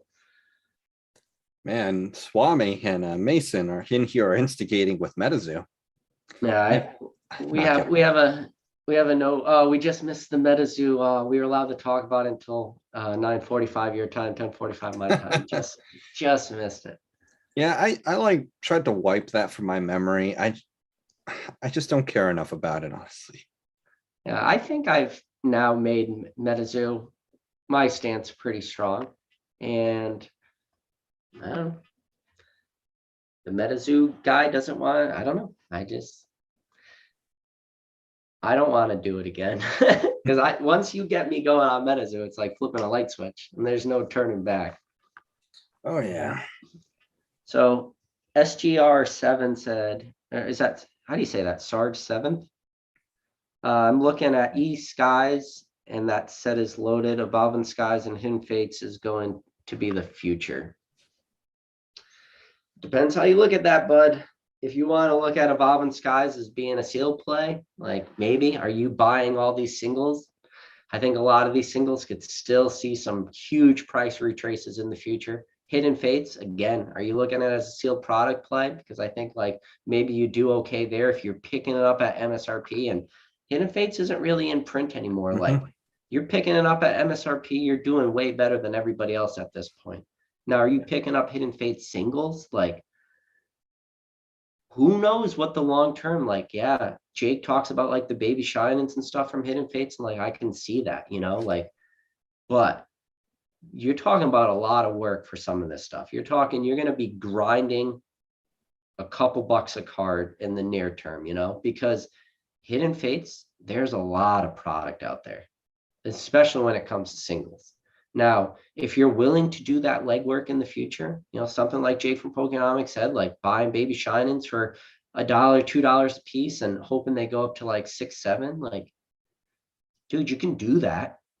Just be prepared to sell $6 cards. Like, we've all done it. Nick, old school Pokemon's out there, like, shout out to you, brother. Like, you're able to grind that shit, but that's not for everybody. Like, I try not to sell anything that's not graded at this point in my life. So yeah, I'll say that Hidden Fates, I can definitely see an argument for that one just being the future, because it's the first massive shiny vault. The next closest thing is Neo Destiny, if you really want to compare it to anything. Evolving Skies, we just gotta wait. They could absolutely just make something like Evolving Skies, but better. Evolving Skies is nothing truly special. What are you saying? Did you say, what set did you compare the Neo Destiny? Hidden Fates. Saying just the shiny vault. Like Neo Destiny essentially has a shiny vault. It's I understand. I would never compare that. That's an interesting take. I like it. Like, that's, yeah, because that's kind of how I see it. It's Neo Destiny is technically the first shiny vault. What is it? It had I'm using vault as in it has enough volume to constitute being multiple cards instead of just the 2 that were in Revelations. What was it? 8 or 9 shinings in that set? And versus in Hidden Fates, I believe there's 35. So it's like, yeah, you can technically compare them in regards to both being vaults. But then if you want to then when we take the baby shinies as well. Gone way more to, like, I guess. That's an interesting take. I never really thought about it like that. That's also why I have so much faith in Hidden Fates, because to me, I see parallels. It's just like it's like a great grandchild of Neo Destiny. That's interesting. Rayquaza and Evolving Skies can't go wrong. But Swami, they're making like character super rares with Rayquaza and all that. And honestly, the alternate art VMAX, I don't know. That one looks weird and almost inferior to the V alternate art. Strange. Professor Oak says the biggest price difference will be when PSA value opens back up, and if they start coming back next couple of years. That's the battle cry for a lot of this stuff, man. There's who knows what cards are going to be worth when PSA opens up, because a lot of it's just going to be like, this is where my argument for modern, my argument for vintages is I'm always, and this is where a lot of people differ, is like, I believe in condition of cards. I believe in the long term of this hobby, like the end goal, which some people in this chat are close to that, not end goal, but close to like that end mindset where they really do care about condition most. And there will always be that person out there that's like, listen, I'll get this thing in a PSA 5 because I just want it. But I'm a believer in the long term of this hobby. People are just going to be a condition rarity type investor. Now, when it comes to like PSA grading, like it's possible that people are just going to only want like PSA 10s and some of the super modern stuff that you were unlucky enough to get like PSA 9s, like that shit could be worthless in the future, which is crazy to think about. And especially when you think about the amount of cards being graded. I'll give you an example, like Charizard V from Champions Path. How many of those are currently graded? Like 15,000, some stupid number. How many of those are in people's collections that they just haven't had a chance to send the PSA for grading? Another 300,000. So you got 15,000 graded and 300,000 of them exist. Whatever small subset of collectors out there, like we're talking Mad Max, Beyond the Thunderdome, like end of the world type thing, like the people out there at the end of the day who's going to be collecting Charizard Vs from Champions Path promos. they're only going to want 10s. Like 9s are going to be worthless in my opinion for shit like that. There's just some of that stuff. There's just too much out there. But this could be like that ultimate, does Pokemon succeed in the future? Now, if you have enough demand to eat up 15,000 cards and keep Charizard V promos at $20 a slab, which to me is a lot of money for that card, you know? When you break it down and you think about it, paying $20 for a card that's 15,000 of them graded, 10,000 of them in PSA 10. That is an argument for Modern, that if we could, as a market, could do that, imagine what we could do for some of this low pop shit.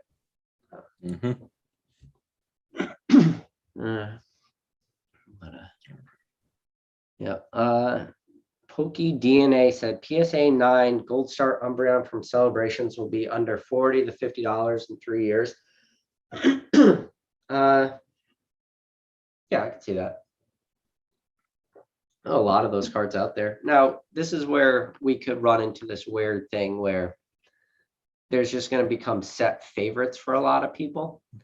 And, you know, there becomes, when you start to get real low on graded card prices for a lot of this stuff, you start to now blur this line of investable, collectible, and just straight up convenience.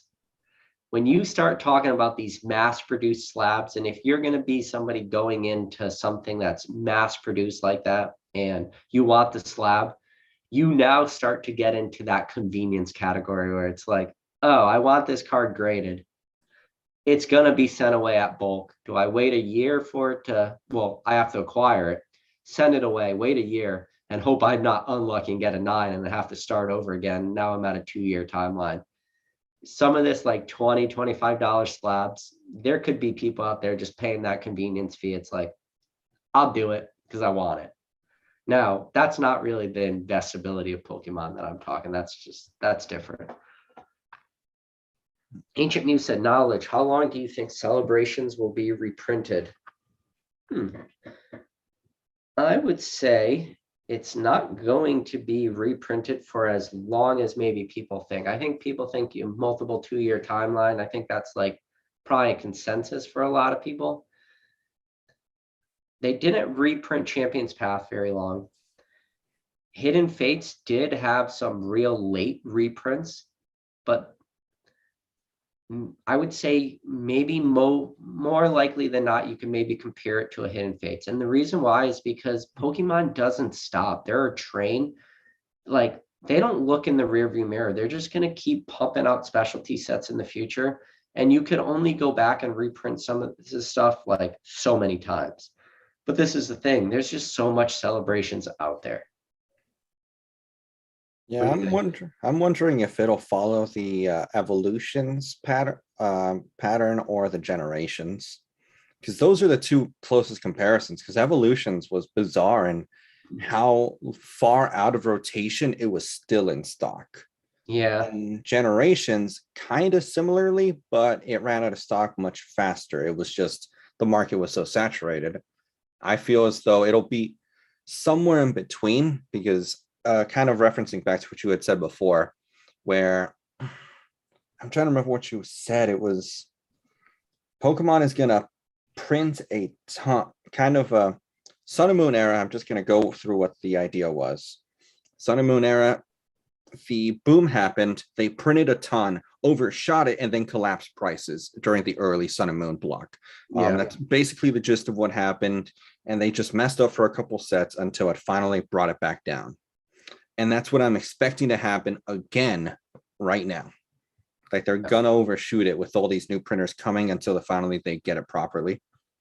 So we're running into this weird thing too, which I don't think anybody talks about, because now this goes against everything Pokemon has ever released publicly. You know, they've made those Twitter. We understand that there's high demand. We're printing to max capability, stuff like this. What people are never talking about is Pokemon from a corporate standpoint. They need to keep this game alive for the long term. And I think that's one thing Pokemon has always done. Now, Is it possible that there is a boardroom of people out there, and one of them is a business guy, and he's like, listen, if you want Pokemon to continue to be successful in the long term, in order for that to happen, prices also need to stay high. The only way we're going to be able to keep prices high and support that secondary market is to not overprint all this stuff. Because we as Pokemon, our business model for the last 20 plus years has been one thing: pump out set after set after set after set. Guys, we make plenty of money just pumping out new sets. Let's not kill secondary market prices. Let's just keep doing what we've done for 20 years. Let's not change our business model. If they do that, and the reprints are not as heavy as everyone thinks they're going to be, there could be a chance that prices don't drastically crash. Because I think that's the thing, right? Is everybody just looks at every set and they say everything will be reprinted. Is that even logistically possible? If Pokemon can't meet the demand for the ultra premium collection, does it make sense for them to go back and reprint unbroken bonds? Probably not. But if they printed unbroken bonds, would it be in demand? Yes. Yeah. Cosmic Eclipse, Team Up. Now, could you have sets like that have little print waves like ETBs or something like that, where Pokemon is just testing the water, doing little reprints of products, or you start to see like some packs of certain sets floating? Yeah, we'll see packs of, I mean, Cosmic Eclipse has been in random sets here and there. We'll probably see that stuff going on for a long time in the future, and a long time being like 2-3 years for a lot of these sets. But do I see it being this massive major reprint where it's like, okay, we're shutting down all printers and we're only printing Unified Minds? Let's do it. No, probably not. Yeah, even if they were to go that far back, honestly, all reprints they do are going to be negligible. So long as the set has proper fundamentals, it just rebounds after a very harsh retracement. Ultra Prism was a really good example of that. And Sun and Moon kind of also was too, because Sun and Moon base, not that strong of a set. So even though its price was up, well, the moment it was reprinted, it scared the whole market and the price tanked because, again, fundamentals were not as strong as Ultra Prism.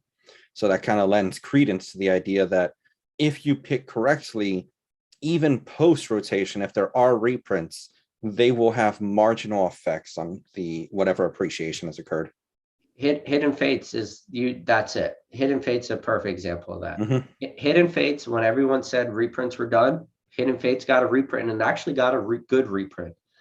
And guess what, guys? It didn't have the ability to bring Hidden Fates ETBs to MSRP of $49.99. Just sorry, that never happened.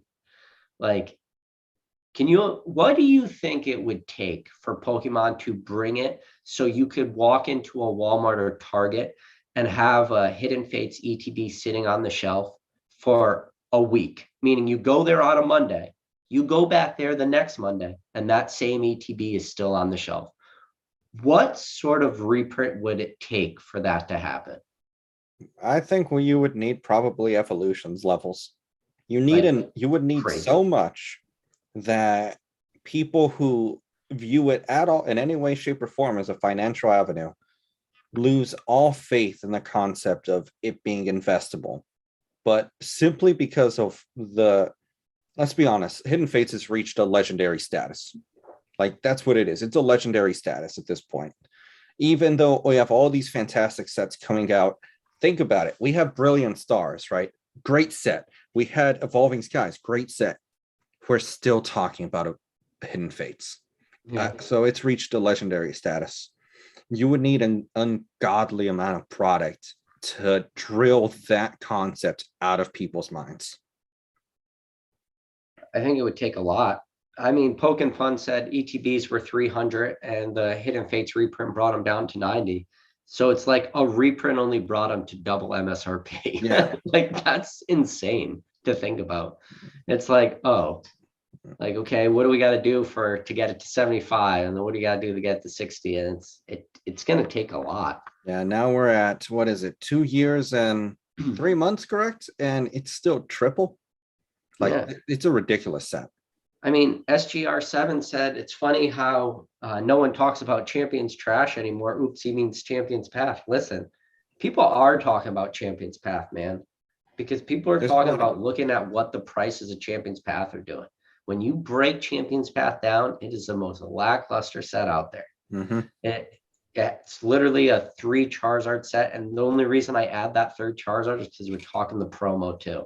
It's a 2 Charizard set with that, and it's already creeping up to like $100 plus, like on the secondary market.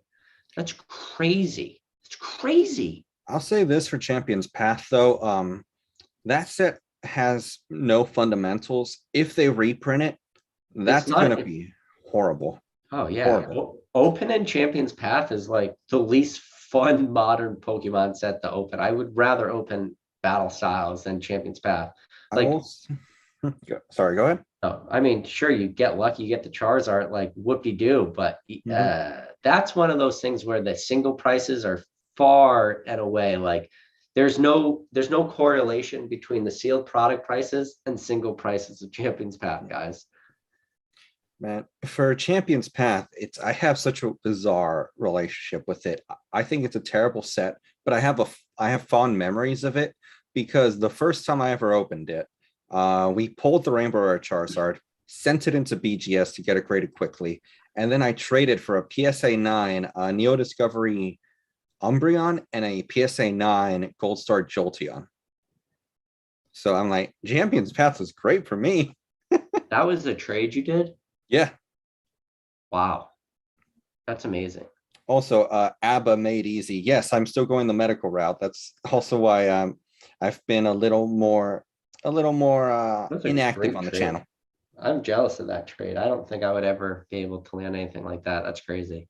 I felt a little guilty because I knew what was going to happen. Like Were I they knew, already graded? yeah, I had already grade. They were both already graded. Like, Uh, let's see. Professor Oak said, I think he's saying he likes the Crimson Invasion. Pikachu so cute. That's the one where he's on the beach. Yeah, I like that one. That one's actually fun in reverse hollow. Pokenomics said the fundamentals of Champions Path are the 3 Charizards. Yeah, I guess that's what it narrows it down to. oh God, Jake, don't bring up Dragon Majesty. Oh God. Wait, what did he say about Dragon Majesty? Just that the negativity towards a Champion's Path has always been overblown and compare it to Dragon Majesty. Oh, it's just such a bad set. Like, No, I liked, so Dragon Majesty is one of those things. It was about Dragon Majesty wasn't terrible, but it was again one of those talk about the products over like mhm. the set itself. Like the super premium collection for Dragon Majesty had the 2 rainbow rare or rainbow arts. It was like the Kingdra rainbow rare and the Dragonite rainbow rare. It had that awesome mat that came with like the play mat in the super premium collection. Like that was one of those product plays. And then Dragon Majesty still had some cooler cards in it. I wouldn't say it was terrible. I would just say that Pokemon was at a different point at the like, that super premium collection was like $79.99 MSRP at release. Where I think if you were to pump out a Dragon Majesty set today and had the same release, same type of cards, I think people would flock to it a lot differently than they did back then. And I don't know, that's just my opinion. He said it's a very small set that had no chase cards. Well, like I said, oh, and he's talking about the Dragonite promo and the gold card. Yeah, that's kind of what I was talking about too. Like those are the chase cards. Oh yeah, I did want to add. There's technically 4 Zards in Champions Path if you include the ETB, and that's definitely part of why those prices are so high. It's because that's probably one of the best looking ETBs. It might be second only to the Plasma Storm, in my opinion. The Lugia ETB is great.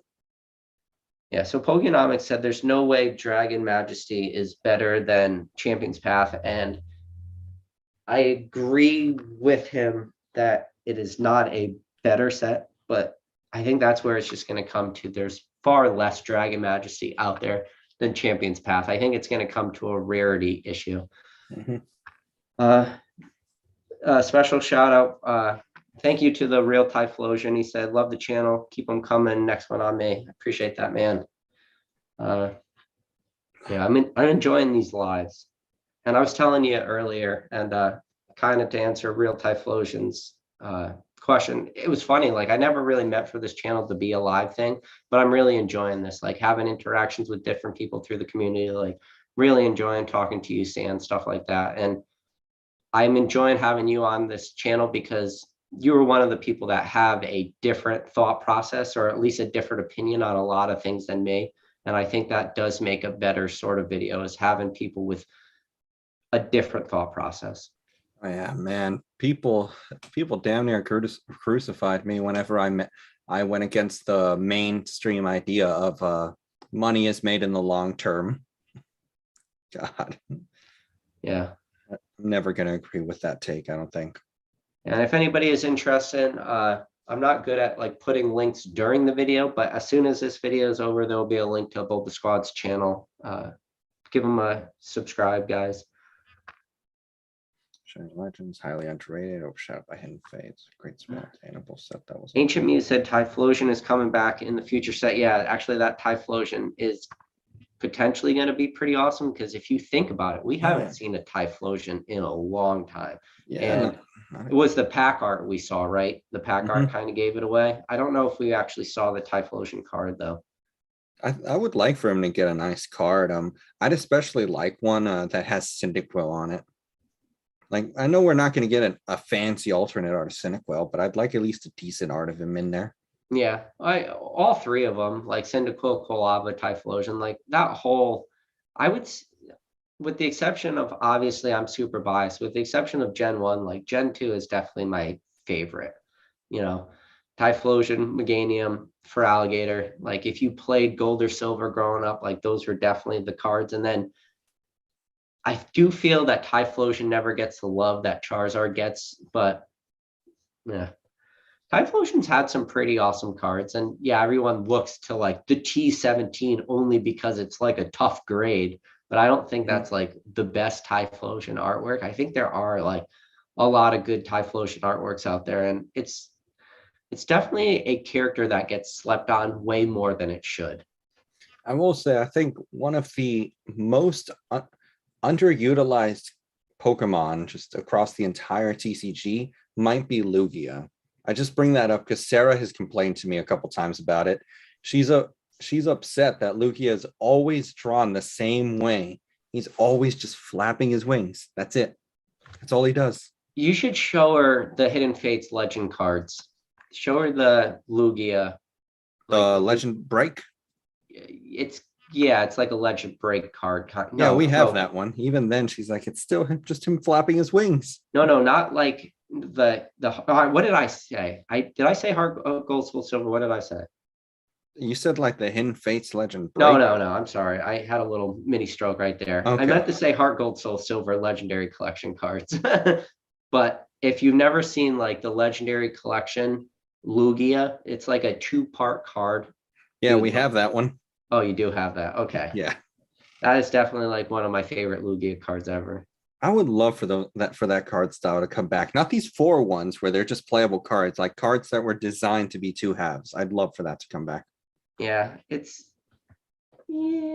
I could go either way. I mean, what did they tried to put out all those the V Union cards, and those like 4 cards that go together.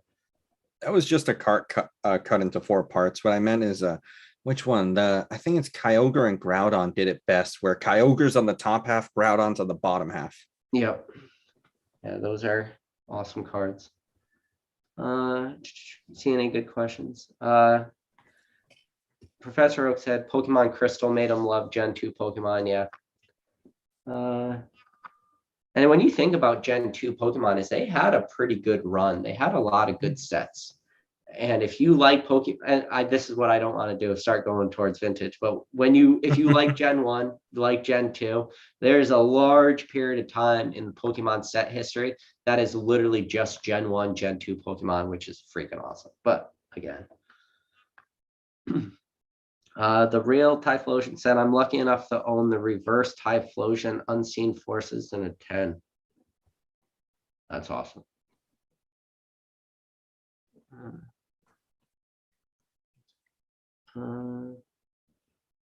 Let's see. Imagine if Gold Stars even level X's came out today. They'd be so hyped. Pokemon should circle back to those era and draw some inspiration. Rainbow Rares suck so bad. I don't know, man. Everybody's all about the full art stuff, Smitty. Like, I would like us to go back to that more original art style of cards, but I just don't see the collector base liking that. Like, I guess they sort of did it with Amazing Rares, but Amazing Rares is just a subset and wasn't like the huge thing everyone liked, right? I don't know. What do you think about that? Amazing Rares, man. I feel as the color scheme and the concept was nice. They just needed better art. And who knows how people remember it, because I have a feeling they're going to be remembered in the same way that the shinies and Steam Siege will be remembered. As what? Just overlooked? Just no one knows they're there. Like people in the chat. They weren't popular Pokemon either. So I think I guess that's fair. I think that's the difference, where at least the Amazing Rares, there were still like, call them legendary Pokemon, you know, Celebi, Jirachi. I think people will remember the Pokemon a little bit more, and like the Rayquaza was in there. And then the real Typhlosion, looking up. Oh, I already read this. The Typhlosion Unseen Forces in a 10. But yeah, about that card though, that card is definitely better in reverse holo with the Unseen Forces mark on it than it is in the holo form. So the real Typhlosions again said, I actually think Rainbow Rares are about to get some huge traction. And this is it, man. Like this is, I think, the most decisive argument that means nothing for people to have. It's if you like Rainbow Rares or if you don't like Rainbow Rares. Like, I'm not a big Rainbow Rare fan. I think they display poorly. Everybody that's a Rainbow Rare fan tells me I'm wrong. They tell me that they do display really well. So some Rainbow Rares are really nice. I kind of lump Rainbow Rares in with like even like the full trainer full art Rainbow Rare cards. Like, I personally prefer the non-Rainbow Rare full art trainers. Like, I would rather have and those cards are technically like less scarce if you're just looking at a scarcity thing, but that's just like my opinion. What do you think about that? Like the full art trainers and Rainbow Rare versus regular? Rainbow Rares, I feel as though the time to buy them has already passed, just because they were really low. For a lot of them were really low because they were such a contentious card from what I could find. Because I went back to some of Leonhart's original videos and some openings of the first Rainbow Rare set. People were really torn on it, like really torn. It seemed like half and half. Like either you loved them or you hated them, or you're like, it's just another card. Yeah, that's and because of that, they bottomed out so hard. And now that we're kind of moving away from them, now it's as though these people suddenly just completely shifted the narrative and want to start buying them, either due to an investable opportunity or because they're cheap and they're not that bad at $5. I think what's happened is it's kind of what you said, like they're rare. So people are looking at how hard it is to pull these cards, and they're looking at the prices. And I think they're just putting two and two together. They're saying, how much does this pack sell for? How much does this booster box sell for? What's the chances I'm going to pull one of these cards? What are they selling for? $5, $10. People are like, yeah, this is a no-brainer. This is a $300 booster box. The chase card of this, or not the chase card, but a major chase card in the set, a Rainbow Rare. Not the hits are always way more, but see like a $10 Rainbow Rare, they're like, yeah, this is a no-brainer. I can understand that thought process, and like I have nothing against that. All right, but you said till 11 or 10. We went to 10:15 your time. Yeah, it's fine.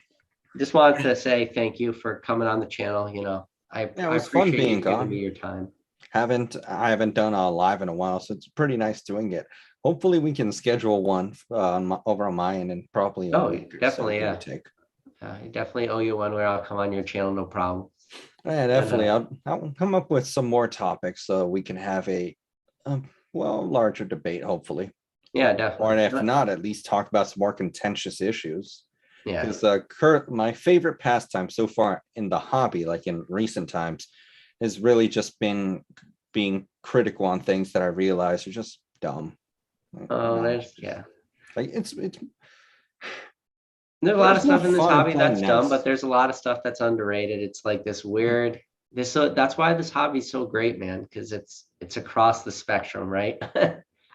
Yeah, I'm definitely gonna start becoming more of a problem child in the hobby because, man, my disagreeable nature just does not meld well with the hobby all that well. Because when I have opinions, I have strong opinions. So gonna Oh, start that's making more good. reaction videos. Don't, yeah, I got some strong opinions too, man. But no, again, I just want to say thank you. Mhm. And for everybody out there, do me a favor, smash that dislike button on your way out. I appreciate it a lot. Help me with the YouTube algorithm. My shameless plug for the night. But other than that, guys, thanks again, Sam, and I'll catch you guys.